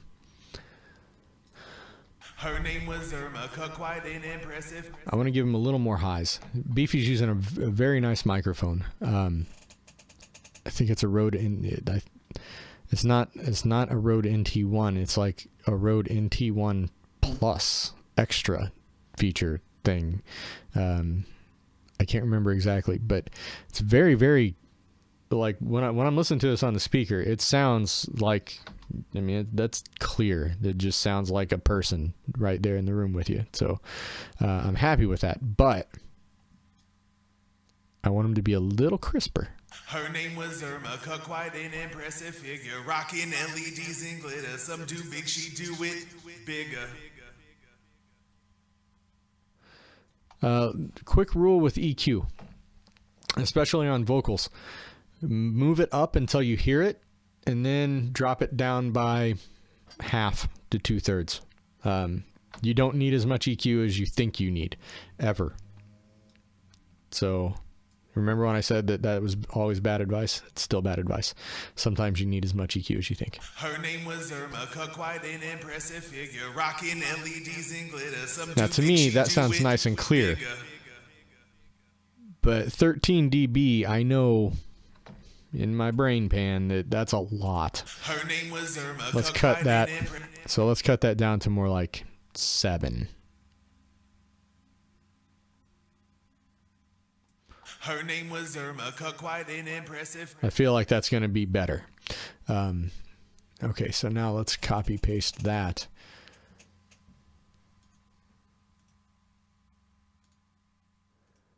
To the other EQs. Okay, good. It didn't wreck anything. I don't need that, Cubase. Okay, so let's hear them together. Her name was Erma. Now, I know that in the mix, okay, I like the mix of the three of them now. I like those together. So let's gang them. Link selected channels. And I know that my mix is going to be around here. Her name was Erma, quite an impressive figure, rocking LEDs. All right. All right. You're going to get to hear this before me because I got to use the restroom again. So I'm going to play you guys the entire mix again in stereo with Beefy. I'll be right back.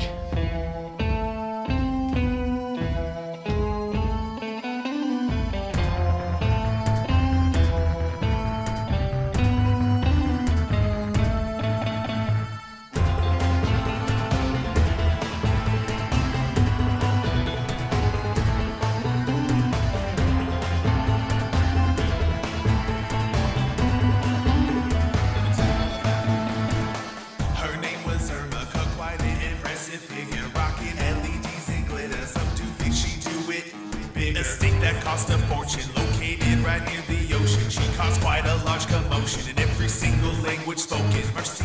Her name was Erma, quite an impressive figure, rocking LEDs and glitter. Some do think she do it big. Estate that cost a fortune, located right near the ocean. She caused quite a large commotion, and every single language spoken. Mercy.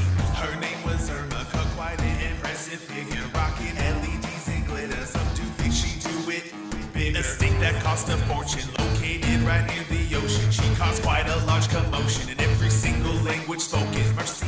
Her name was Erma, quite an impressive figure, rocking LEDs and glitter. Some do think she do it big. Estate that cost a fortune, located right near the ocean. She caused quite a large commotion, in every single language spoken. Mercy. Her name was Erma, quite an impressive figure, rocking LEDs and glitter. Some do think she do it big. Estate that cost a fortune, located right near the ocean. She caused quite a large commotion, in every single language spoken. Mercy. Her name was Erma, quite an impressive figure, rocking LEDs and glitter. Some do think she do it big. Estate that cost a fortune, located right near the ocean. She caused quite a large commotion, in every single language spoken. Mercy. Her name was Erma, quite an impressive figure, rocking LEDs and glitter. Hey, remember that time I set a loop and then forgot all about it and left you guys? That seems like it's working though. So I'm happy with how this mix is coming out. What's going to happen next is I'm going to print out stems and I'll show you guys that process and then we'll wrap it up for now. Let me get back to this. I feel like Beefy might have been a little bit hot in the mix there. Her name was Erma, quite an impressive figure, rocking LEDs and glitter. Some do think she do it big. Estate that cost a fortune, located right near the ocean. She caused quite a large commotion, in every single language spoken. Mercy.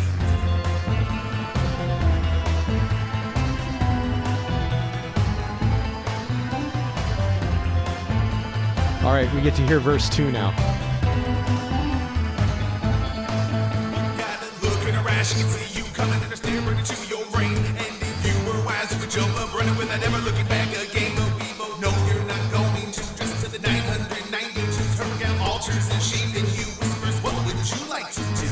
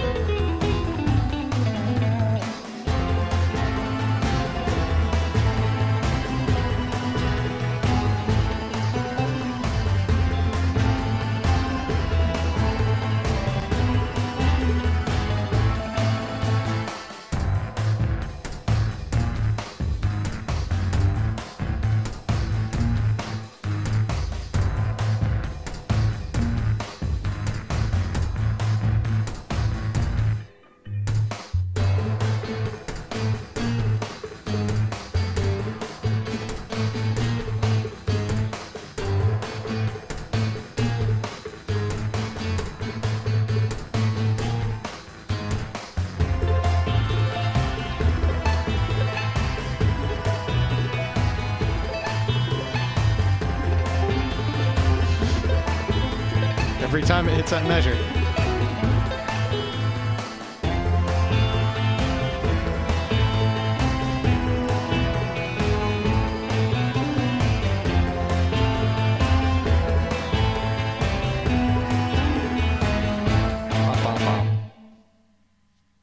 All right, that is Erma from Burma in its current state. This is going to be probably, this is where my involvement ends, and then we move on, and the other guys work their magic over it. So what I've got to do now is I need to get them usable prints of the individual tracks. Now, the first thing I'm going to do, I'm going to save. I'm also going to show you guys real quick. Let's look here. Media. I just want to show you guys. Let's look at the media pool here. So this is the audio that we're using, is this whole list of files here. And just to show you what happens sometimes, this is the trash. And you see there's quite a bit of trash on the old hard drive here. So we're going to get rid of all of that. But that's, sometimes you end up with lots and lots of takes. But then what you end up using is just, you know, this much. So we go to media and we remove unused media, and then we empty trash. Now, if I were to save this folder, someone else could open it up in Cubase. They would get errors because their plugins wouldn't match, but they would be able to work around and get started on the project. The other guys in the band, we all use different DAWs, of course, because why would we have overlap? Tanner will be probably opening this up in Ableton, so I can't send him the Cubase file. I got to render everything out. So now what I'm going to do is I'll send out each of these things. Before I do anything, I'm going to mute. Let's undo the solo. So I'm going to mute this RoomWorks reverb, these effects sends that I've been sending things to. I'm going to mute those so that we don't end up with those as part of the mix. Now, before I do this, like I said, let me save. Then I'm going to do select all, and I'm going to save my mix. And we do save selected channels. And we will save these over on the other screen. And we are in I need to find my folder real quick. Erma, that's a good name for this folder. We'll just call it 2018 02 06 mix. Okay, so now I can completely wreck this mix. We'll save, and we'll just do some stupid things like this. We'll just move things around. Then I do Control A again. And for some reason it's not selecting everything. So, oh, it's because it's already selected. Here we go. Control A. And then we go back to our mixing console. And then I do load selected channels.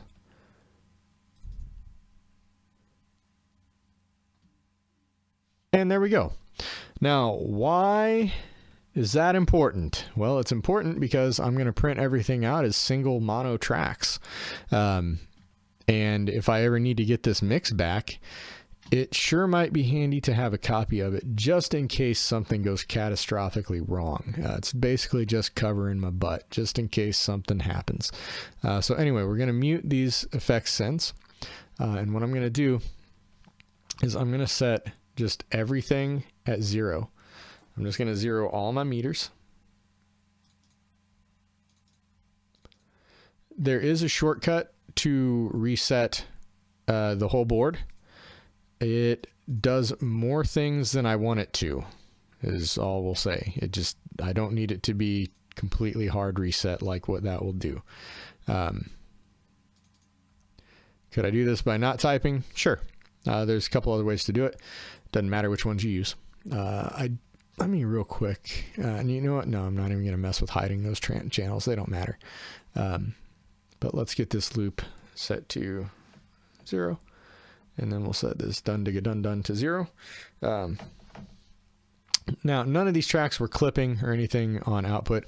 Why am I setting them all to 0? It's because I want whoever mixes it to have full dynamic range copy of the file, if I send them my mix, they're going to be starting with my mix. I don't mind one way or the other.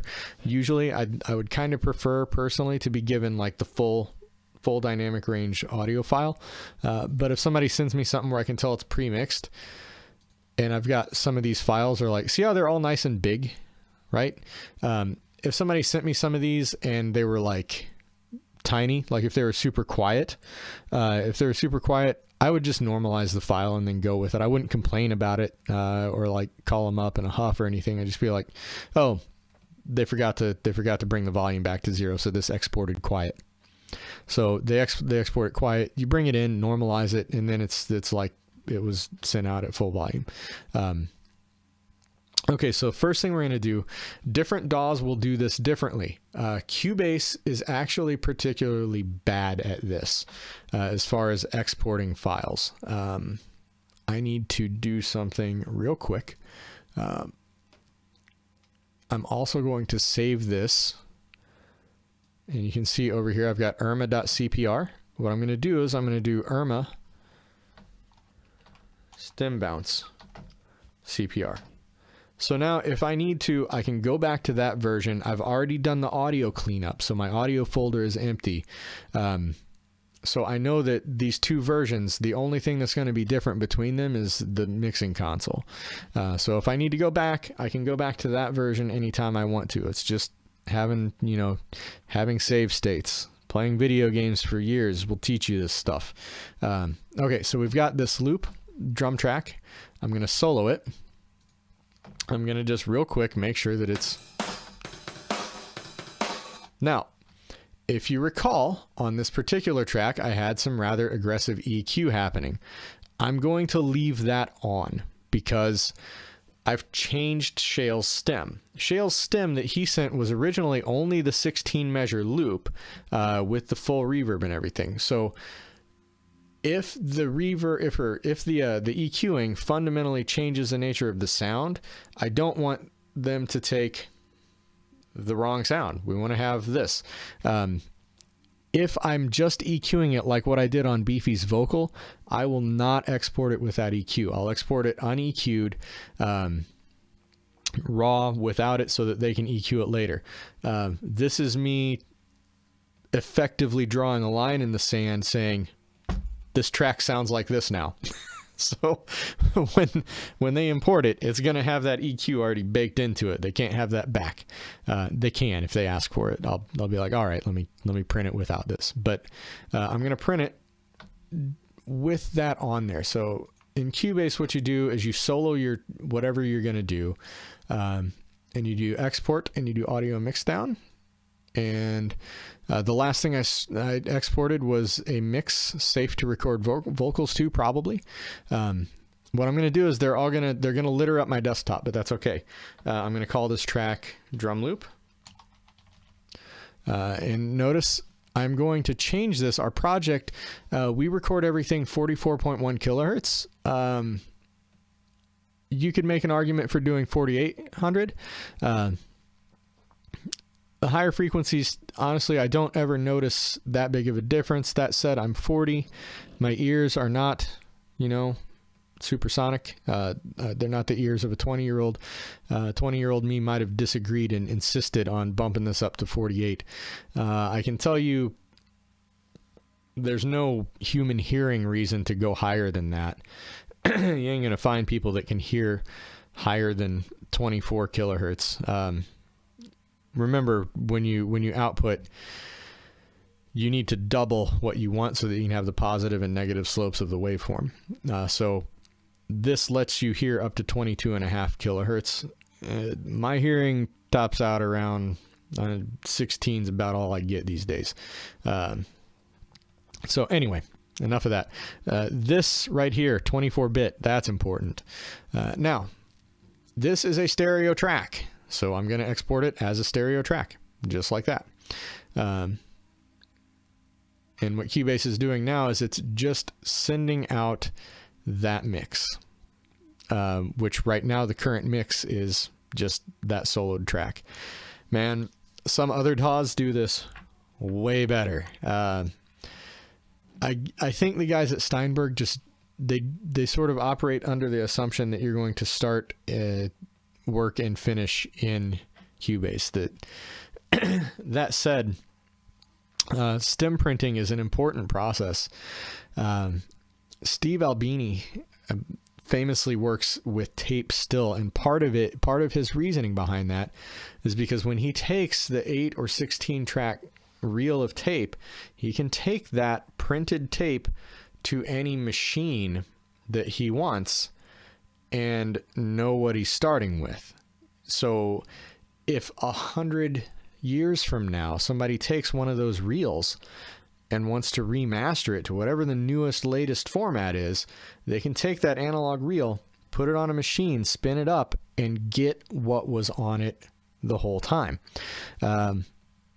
Man, in 100 years, are you going to be able to open my Cubase project?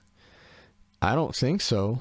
But if you've got a folder full of printouts of each of the channels, you will absolutely be able to drop those into whatever the current DAW that people are using is. Now I'm going to move this folder off screen. All I'm going to do now is I'm soloing the next track. And notice I've got my export points set to the very beginning of the song, and then a safe margin after the end of the song over here. So it's exporting from there, and it cuts off here several measures after the end. Get the mixer back up.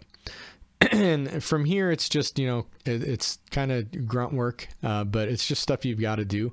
Here we've got the dun digga dun duns. Let's make sure they're... And we're just going to export that just like that. I'm going to call it dun digga dun duns. And that one is also a stereo file, so I'm going to export it 44.1, 24-bit, so that they get what they need. When we get to, I'll show you when we get to the cool synth bass, I'm also going to export as stereo. Some of these tracks will not get exported as stereo. Some of them will get done as mono. The Telecasters, specifically the Nylon Strings, the Moog, all of those will be mono because they're just not a stereo track. Sometimes they will be, but basically if I only recorded if I only recorded one microphone, I'm going to export it as just a mono track. Man, this thing is not exporting quickly. I mean, bam, there you can see why I'm still talking over it. So anyway, yeah, when I get done with this process, they'll have a WAV file that they can drop in.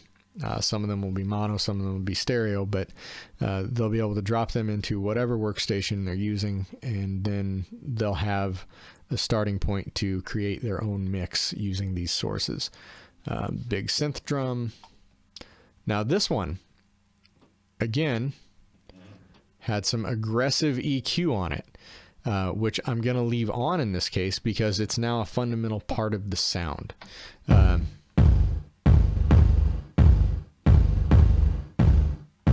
actually going to turn it down.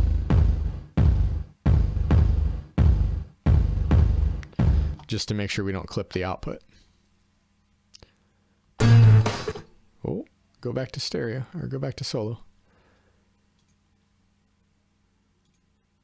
Forward audio mix down. Big synth drum.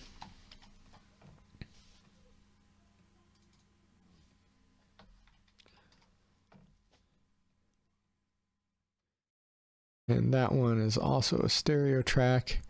You can actually tell down here it shows stereo, stereo, stereo, stereo. The Mini Moog was created as a stereo track, but I'm going to down mix it to mono because it doesn't need to come out of like in stereo. It's a low bass sine wave. What have I got going on the strip on that one? I got to look at that. I don't remember doing anything there.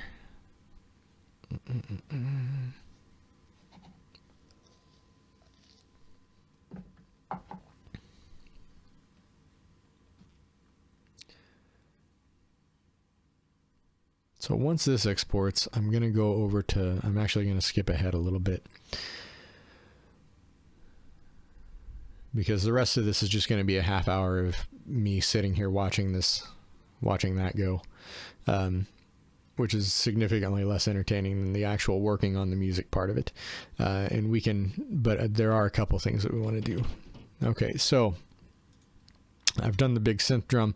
Let's skip over to the nylon string guitars. Now here, I am going to not worry about the sends, because remember, I fixed that up later. I did do no EQing on them. I didn't do anything. So right now they sound like this. And I did pan them all the way to the sides.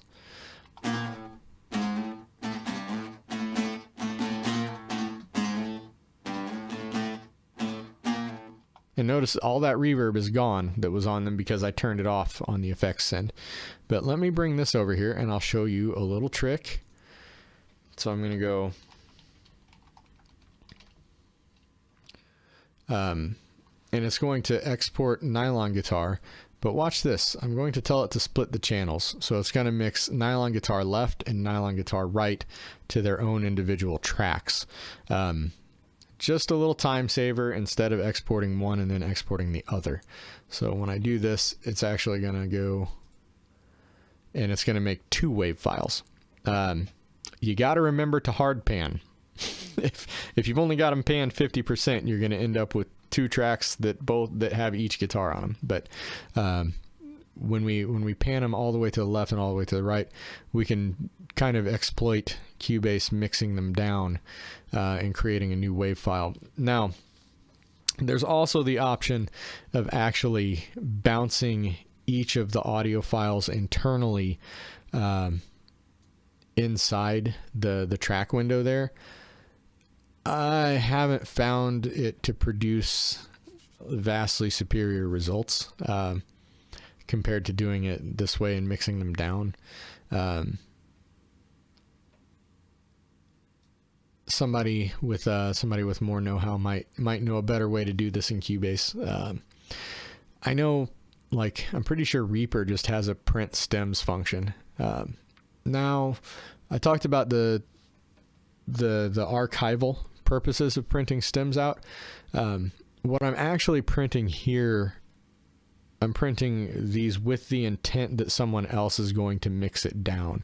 If I were working on the final mix of the song and everything was finished, I would just leave everything as is, because then the assumption would be that somebody who picks it up wants that final mix. For this, the assumption is that the person who picks this up is going to be doing the final mix. So let's talk about this mini Moog.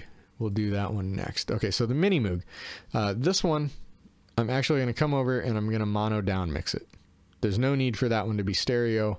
It can just get... Oh, I forgot to rename it, so it's Nylon Guitar 1. I'll rename it to Moog Bass. I could do all 3 bass tracks together and print them out to one stereo track, but then the guys, when they pick it up, are going to be limited to what they can do with it later. And again, on these, I'll go ahead and leave the EQ section on this part. I am going...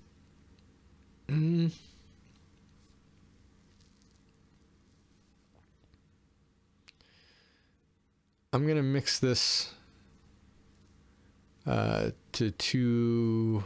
I'm going to down mix this to a stereo track,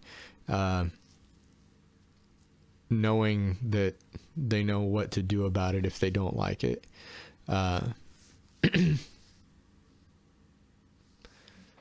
Because remember this synth track. Okay, so let's rename this Moog real quick over here. You won't see it. It's on the desktop.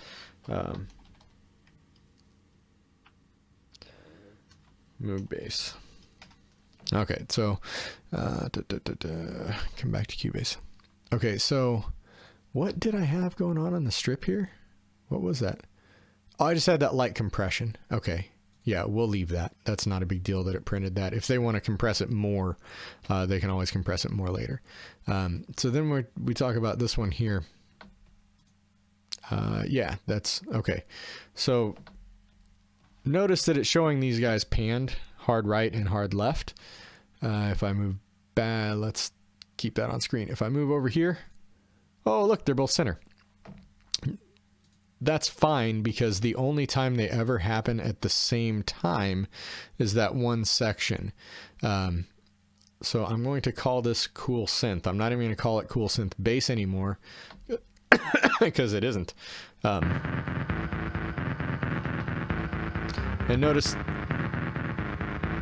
that's just the one bass, and if you look on here, we've got it happens here, then here, then here, and never do they meet except that one section. And when they do meet,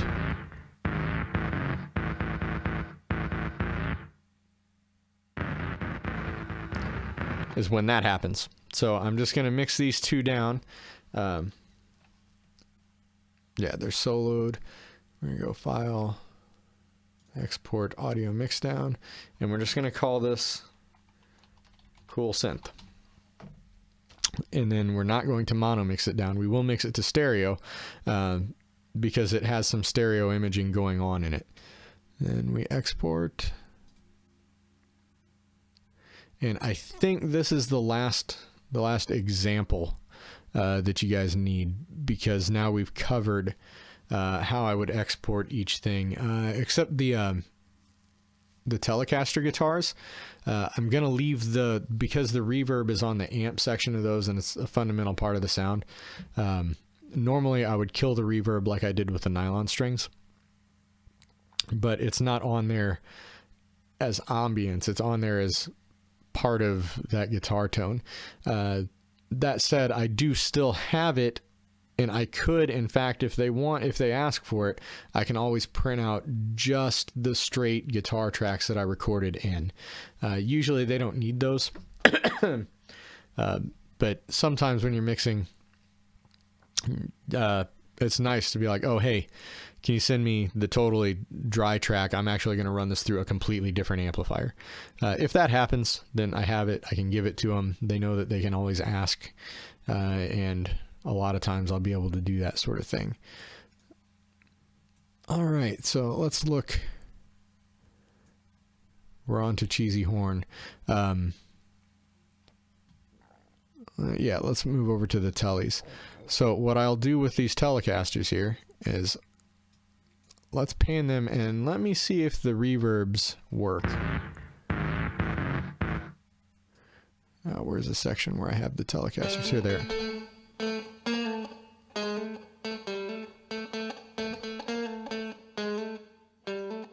Perfect.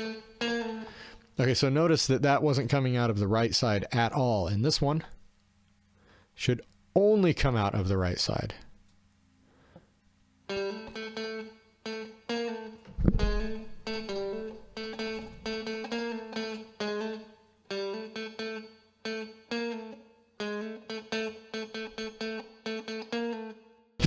Oh, excuse me. I was concerned that the reverb might have come out through both. So I'll leave both of those. We'll solo them. I'm going to export those. I'm going to export the rest of those. I probably won't do the vocals because they'll do the vocals themselves. Anyway, that's how we do this. Hope you guys enjoyed the stream.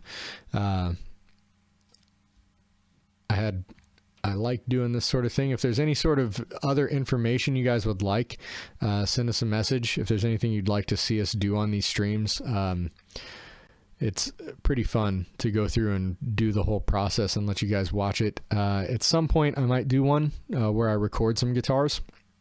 But it is kind of painful to watch, frankly, because I'm fairly picky. If it's a song that I already know, then I just go through and just play the whole thing. But in this case, we've got these really funky syncopated things, and I'm learning them 2 seconds before I record them. So it's not always the most fun thing to watch happen. But if you're interested in that, let us know and we'll do it for you. So anyway, I am Ailsean from the Grammar Club, and I will see you guys later.